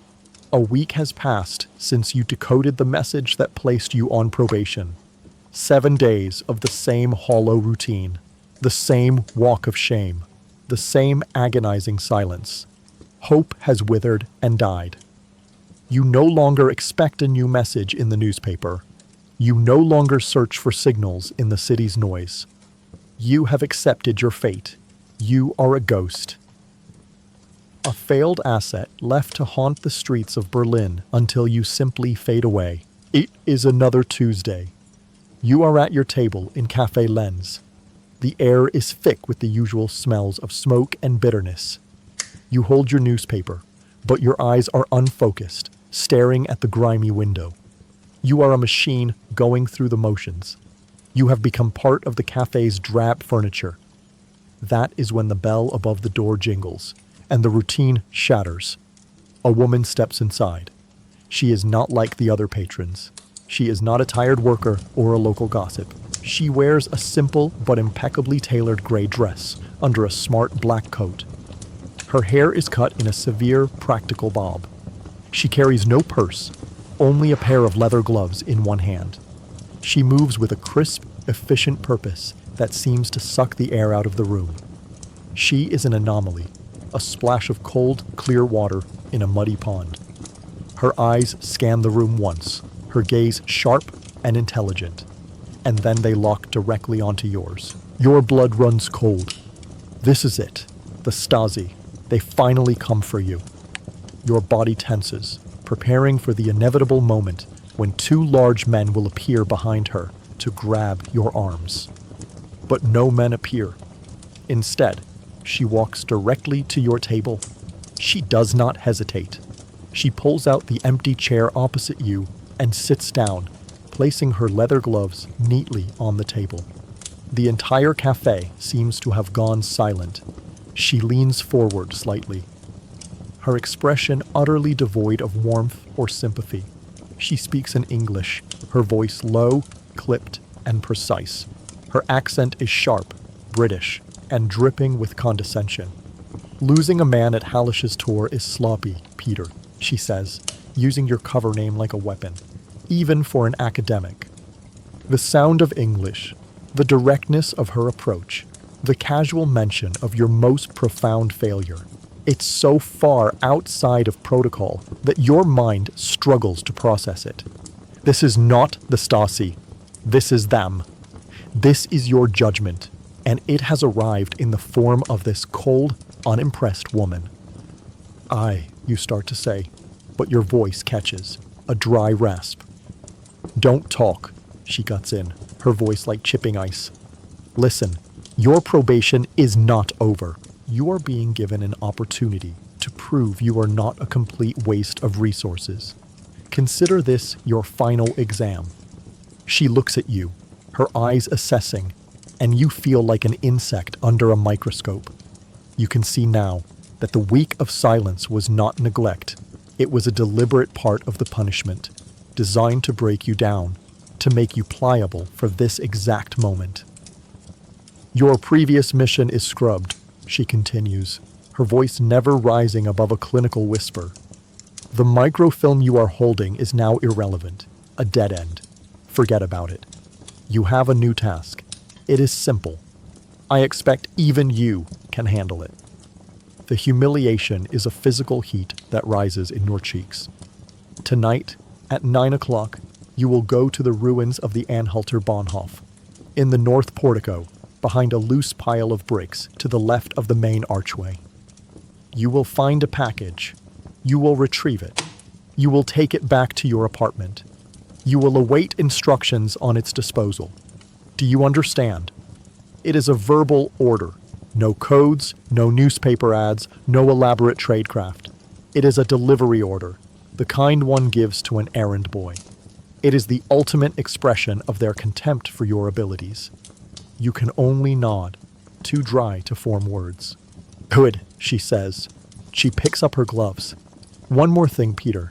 If you fail this time, if you are late, if you are seen, if you lose the package, do not bother with the chalk mark. We won't be coming for you. No one will. She stands up as abruptly as she sat down. She gives you one last dismissive look, turns, and walks out of the cafe. The bell jingles her departure. You are left sitting at the table, your heart hammering, your entire world upended. The smoky haze of the cafe seems to slowly return to normal around you, the murmur of conversations resuming. It was as if she was never there, but she was. The agonizing silence is over, but it has been replaced by a new, more direct, and more personal kind of terror. You have a new handler. You have a new, dangerous mission. And you have been given a very clear, very final ultimatum. You look down at your half-empty cup of cold coffee. Your probation is not over.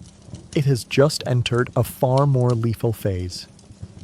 You sit paralyzed in the cafe for a full minute after she leaves.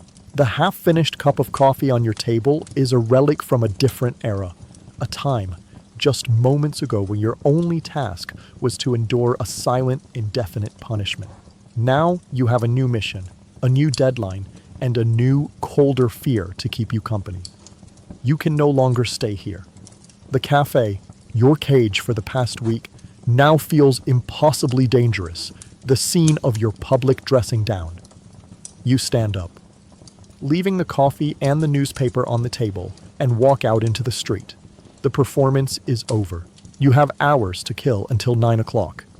The waiting is not the vague, hopeless vigil of the past week. It is a sharp, focused dread, a countdown to a specific and tangible danger. You spend the afternoon doing the only thing your training permits: reconnaissance. Your destination is the ruin of the Anhalter Bahnhof. In its heyday, it was one of the grandest railway stations in Europe. Now, it is one of Berlin's most famous ghosts. You approach it cautiously, circling it from a distance. What remains of the station is a skeletal fragment of its former glory. A section of the grand brick facade, its arched windows like hollow eye sockets, stands alone and defiant against the gray sky. Behind it lies a vast, empty wasteland of rubble and weeds where the tracks and platforms used to be. The place is a monument to violent endings. It radiates a profound and chilling silence that seems to absorb the noise of the surrounding city. You spend hours observing it. You note the homeless men huddled for shelter under a section of collapsed wall. You see a group of teenagers kicking a ball around in the dusty expanse. You see that the place is mostly ignored, a scar on the city that most people have learned not to look at. It is the perfect location for a clandestine exchange. As evening bleeds into night, you find a small, dingy bar across the street. You sit in a dark corner with a warm beer you don't drink, your eyes fixed on the skeletal ruin as it sinks into shadow. You are watching your own tomb. At 8:45 p.m., you pay for the beer and step back out into the night. The air is cold and sharp. It is time. You approach the ruins, your footsteps unnaturally loud on the pavement. You slip through a gap in the crumbling perimeter wall and are immediately plunged into a different world. The sounds of the city recede, replaced by the whisper of the wind moving through the ruined arches and the crunch of broken brick and debris under your feet. The darkness inside the vast roofless space is absolute, broken only by the faint, distant glow of the city. Shadows writhe and dance, playing tricks on your eyes. Every gust of wind sounds like a footstep. You make your way toward the north portico, the last remaining piece of the grand entrance. Your eyes slowly adjust to the gloom. The great central archway looms before you like the mouth of a cave. Your new handler's instructions were precise: a loose pile of bricks to the left of the main archway. You find it. A jumble of old, blackened bricks sits against the base of the massive wall. It looks like any other pile of rubble in this wasteland of decay. You kneel down, your heart pounding against your ribs. Your hands are clumsy with cold and fear. You begin to move the bricks, one by one. The scraping sound of brick against brick is horrifyingly loud in the dead silence. After every movement, you freeze, listening, your senses straining against the darkness. Nothing. After moving half a dozen bricks, your fingers find a cavity behind them. You reach into the cold, dark space. Your hand touches a package. It is wrapped in oilcloth, a tight rectangular bundle about the size of a large book. It has a surprising weight to it. You have no idea what it is. It could be money, documents, or a weapon. It doesn't matter. Your job is only to retrieve it. You pull the package out and quickly conceal it inside the deep pocket of your loden coat. The mission is complete.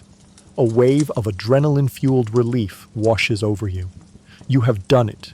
You have passed the test. You begin to replace the bricks, your movements quicker now, more eager. You are just about to place the last brick back in its place, and then you hear it. It is not the wind. It is not the distant city. It is a sharp, distinct sound from somewhere deep within the ruins behind you. The sound of a single, dislodged stone skittering down a pile of debris. You freeze, your hand hovering over the last brick. You are not alone. Your blood turns to ice. Every muscle in your body locks. You are a statue of terror, kneeling in the dirt, your hand still outstretched toward the pile of bricks. The sound, sharp and distinct, hangs in the cold night air, an undeniable announcement that you are not alone. You hold your breath, straining your ears against the oppressive silence that follows. The wind whispers through the skeletal arches of the station, a low, mournful sigh. A distant siren wails, then fades. Are those the only sounds? Was it just an animal? A rat scurrying over the debris? Was it the ancient ruin settling, groaning under its own immense weight? You pray for it to be an accident, a trick of the acoustics. Then you hear the second sound. It is lower, softer, and 1,000 times more terrifying. It is the sound of a man clearing his throat. A quiet, guttural cough, quickly suppressed. It comes from deeper within the ruins, from the direction of the vast, black emptiness where the train platforms used to be. The fiction of being alone is annihilated. There is someone else here, and they are trying to be quiet. Survival instinct, cold and pure, overrides every other thought. You must hide. Now, you don't replace the final brick. You rise slowly, silently, your body unfolding from its crouch with an agonizing slowness. You back away from the relative brightness of the open portico, melting deeper into the absolute blackness of the station's interior. The package in your coat feels like a block of lead, pulling you down, a beacon of danger. You move like a phantom through a forest of broken pillars and jagged piles of rubble. Your eyes, now accustomed to the gloom, pick out shapes in the darkness. You find what you're looking for. A massive, overturned block of granite, once part of a grand archway, now a perfect, dark altar of shadow. You slide behind it, pressing your back against the cold, rough stone. You pull your knees to your chest, making yourself as small as possible, and you control your breathing, forcing it into a slow, shallow rhythm that makes no sound. You wait and you watch. Two figures emerge from the deeper darkness. They are silhouettes, their features indistinct, their forms made bulky by heavy coats. They are not teenagers out for a thrill. They move with a quiet, deliberate purpose. They are not carrying flashlights, which tells you they either know this terrain well or they do not want to be seen. They walk directly, unerringly, to the north portico. They stop at the very pile of bricks you were just kneeling at. A cold dread, far worse than anything you have felt before, seizes you. This is not a coincidence. They were not here by chance. They were here for the package. One of the figures kneels down just as you did. You watch his dark shape as he begins to move the bricks more quickly and carelessly than you did. After a moment, he stops. He has found the empty cavity. He remains kneeling for a long moment. Even from this distance, you can feel his surprise, his anger. He stands up and turns to his partner. A low, guttural murmur of conversation drifts toward you, the words unintelligible, but the tone sharp and angry. They know the package is gone. They know someone got here first. And they know that person cannot be far away. One of them pulls out a flashlight. A powerful, white beam cuts through the darkness, sweeping across the rubble. It is a hunter's light. It darts back and forth, illuminating broken walls, twisted nettle, and deep pockets of shadow. They are searching. They are hunting you. You press yourself harder against the granite block, trying to will yourself into the stone. The beam sweeps closer. It illuminates the ground just a few feet from your hiding spot, making the dust and debris sparkle for a moment before plunging it back into darkness. You can hear the crunch of their footsteps on the gravel now. They are getting closer. One of them walks past your position, so close you can smell the faint, sour scent of his wet wool coat. You can hear the soft rasp of his breathing. You bite down on your own tongue to keep your teeth from chattering. He passes. The footsteps recede. The search continues for what feels like an eternity. 10 minutes of absolute frozen terror. You are trapped, your life depending entirely on a single shadow. The flashlight beam continues its relentless, probing search, a predatory eye in the darkness. Finally, you hear another low murmur of conversation, a sound of frustration, a shrug you can just barely make out in the gloom. They must have decided their quarry has slipped away. They turn and walk back the way they came, their dark shapes dissolving once more into the ruins. You do not move. You stay pressed against the cold stone for a long, long time, long after the sound of their footsteps has faded. You wait until the only sound is the wind again. You have survived. You have the package, but the mission is in ruins. The debt drop was compromised. Someone else knew about it, and you have no idea who they were. Stasi, a rival agency, your own side testing you in the cruelest way imaginable. The uncertainty is a new kind of poison. You are alone in the darkness, clutching a package that everyone, it seems, is willing to kill for. You remain crouched behind the granite slab for what feels like a lifetime. The silence of the ruins returns, but it is a different kind of silence now. One that is filled with the memory of footsteps and the echo of a cough. The wind no longer sounds like whispers. It sounds like the disappointed sigh of ghosts. Slowly, painfully, you force your stiff limbs to move. You rise from your hiding place, every muscle screaming in protest. You cannot stay here.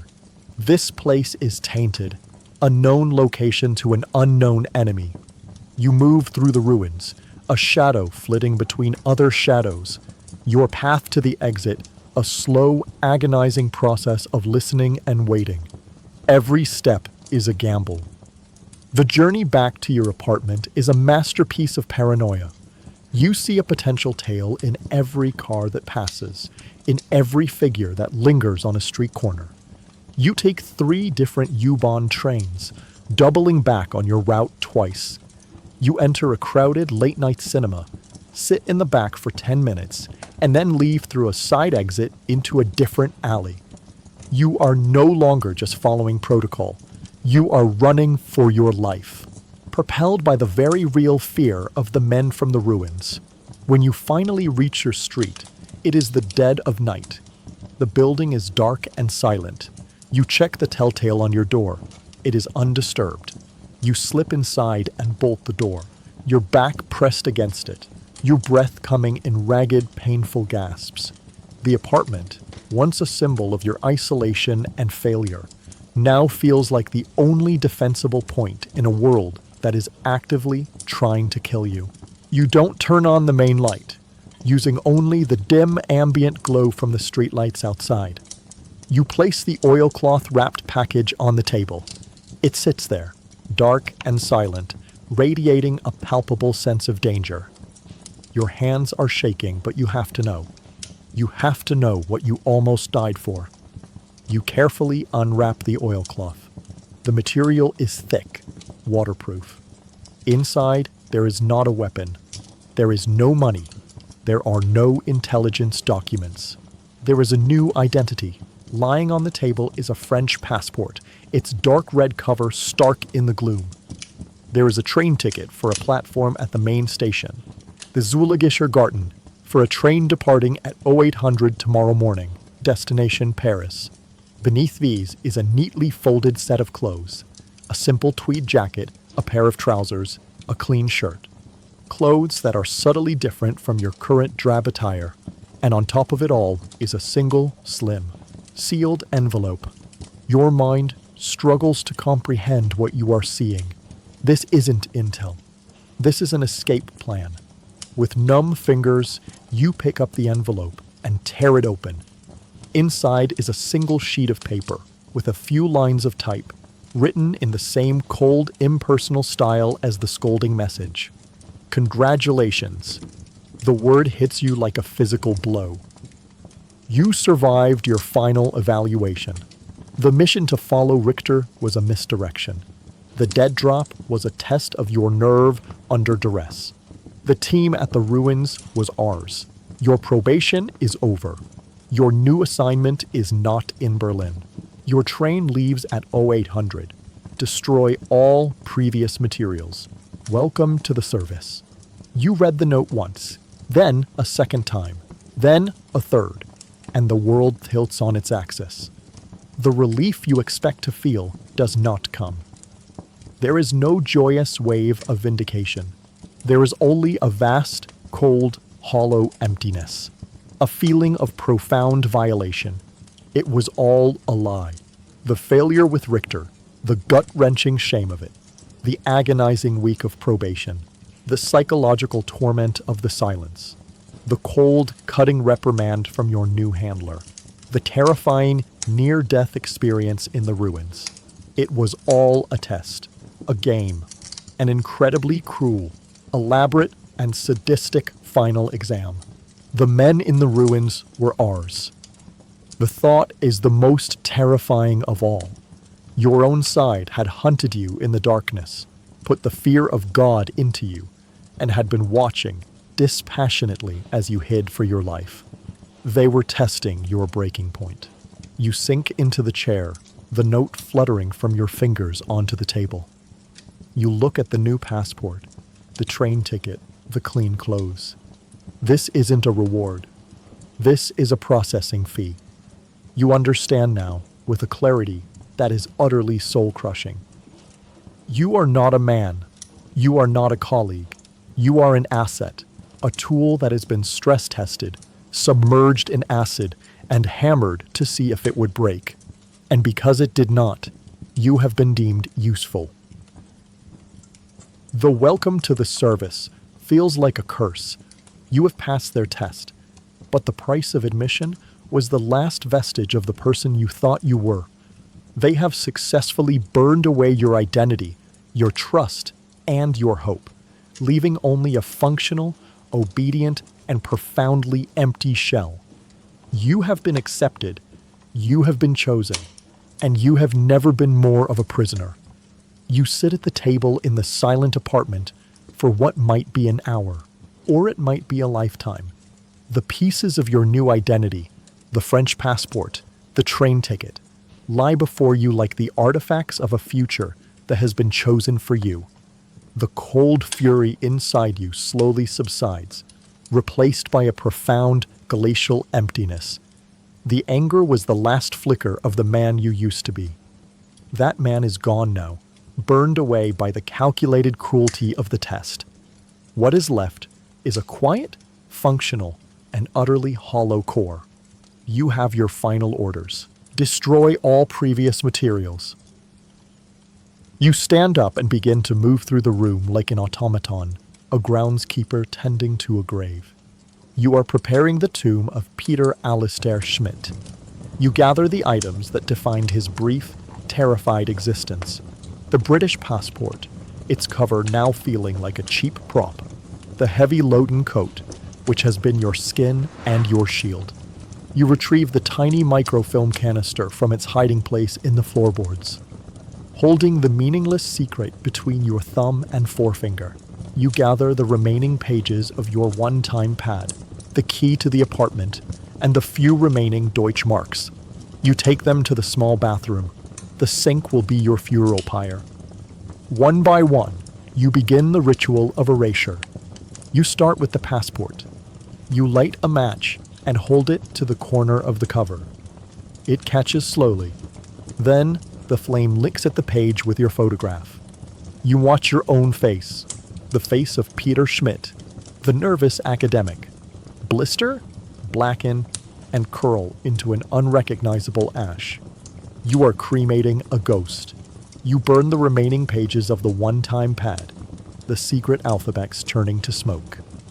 You burn the welcoming note from your handler, watching the word congratulations vanish in a flash of orange flame. You burn the German currency. It is a slow, methodical process, a final, definitive act of destruction. When it is done, you run the tap, washing the gray, greasy ash down the drain until no trace remains. The physical objects are next. You take your penknife and methodically cut the loden coat into long, unrecognizable strips of wool, severing the seams until it is just a pile of heavy fabric. You take the apartment key and, bracing it against the edge of the table, bend it back and forth with all your strength until the metal fatigues and snaps in two. You place the tiny microfilm canister on the floor, cover it with your shoe, and press down hard. It crushes with a faint, unsatisfying crack, a meaningless end for a meaningless prop.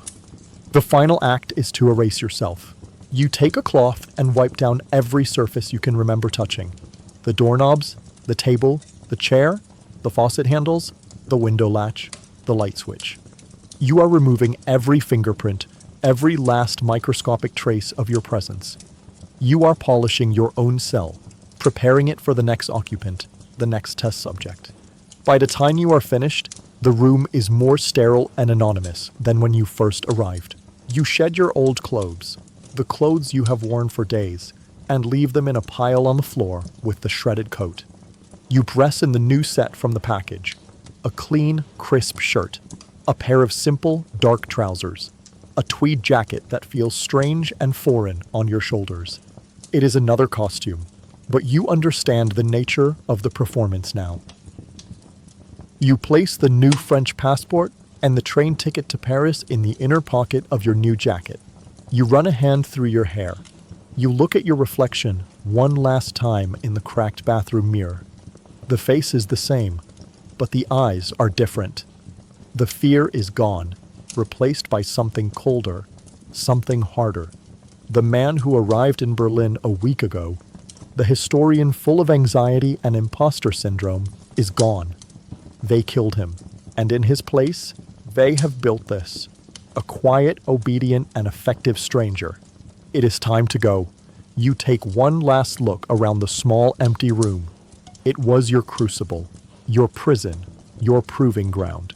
You feel nothing for it, no sentimentality, no fear. It is just a place, a tool, like you. You walk to the door. You do not check for a telltale. There is no need. The game is over, and you have won. Or you have lost. It feels like the same thing. You turn the knob, open the door, and step out into the hallway, leaving the key broken on the table inside. You do not look back. The pre-dawn light is beginning to filter through the stairwell window. Your train leaves in less than 2 hours. You step out of the heavy front door and into the pre-dawn chill of your last Berlin morning. The street is quiet, washed in the pale, ethereal gray that comes before the sun. The air is clean and cold. A lone delivery truck rumbles past, its engine the only sound. And then the silence returns. You walk toward the U-Bahn station, your footsteps echoing lightly on the empty pavement. This walk is different from all the others. There is no fear, no furtive glances at reflections in shop windows, no rehearsed expression of academic preoccupation. You walk with a steady, even pace, your head up, your eyes scanning the street not with paranoia, but with a calm, detached assessment. You see the sleeping city not as a threat, but as an environment, a system to be observed and understood. The historian who arrived a week ago is dead. The man walking now is one is left. You arrive at Zoologischer Garten, the station where your ordeal began. It is quieter now than it was that first afternoon, populated only by early morning commuters and the cleaning crews sweeping the vast stone floors. The same smells of diesel and old industry hang in the air, but they no longer trigger a knot of fear in your stomach. They are simply data. You see the same uniforms, American, British, French, but you see them differently now. They are no longer sources of anxiety, but simply pieces on the board, weighted and measured. You look at the faces of the German civilians hurrying to their trains, and you feel nothing, no connection, no empathy. They are the backdrop, the scenery against which the real, invisible game is played. You have been pulled behind the curtain, and you can never go back to seeing the world as just a stage. You find your platform. The train to Paris is already there. Its clean, modern carriages, a stark contrast to the grim, functional train that brought you here. You board, find your seat, and place your single small bag on the rack above.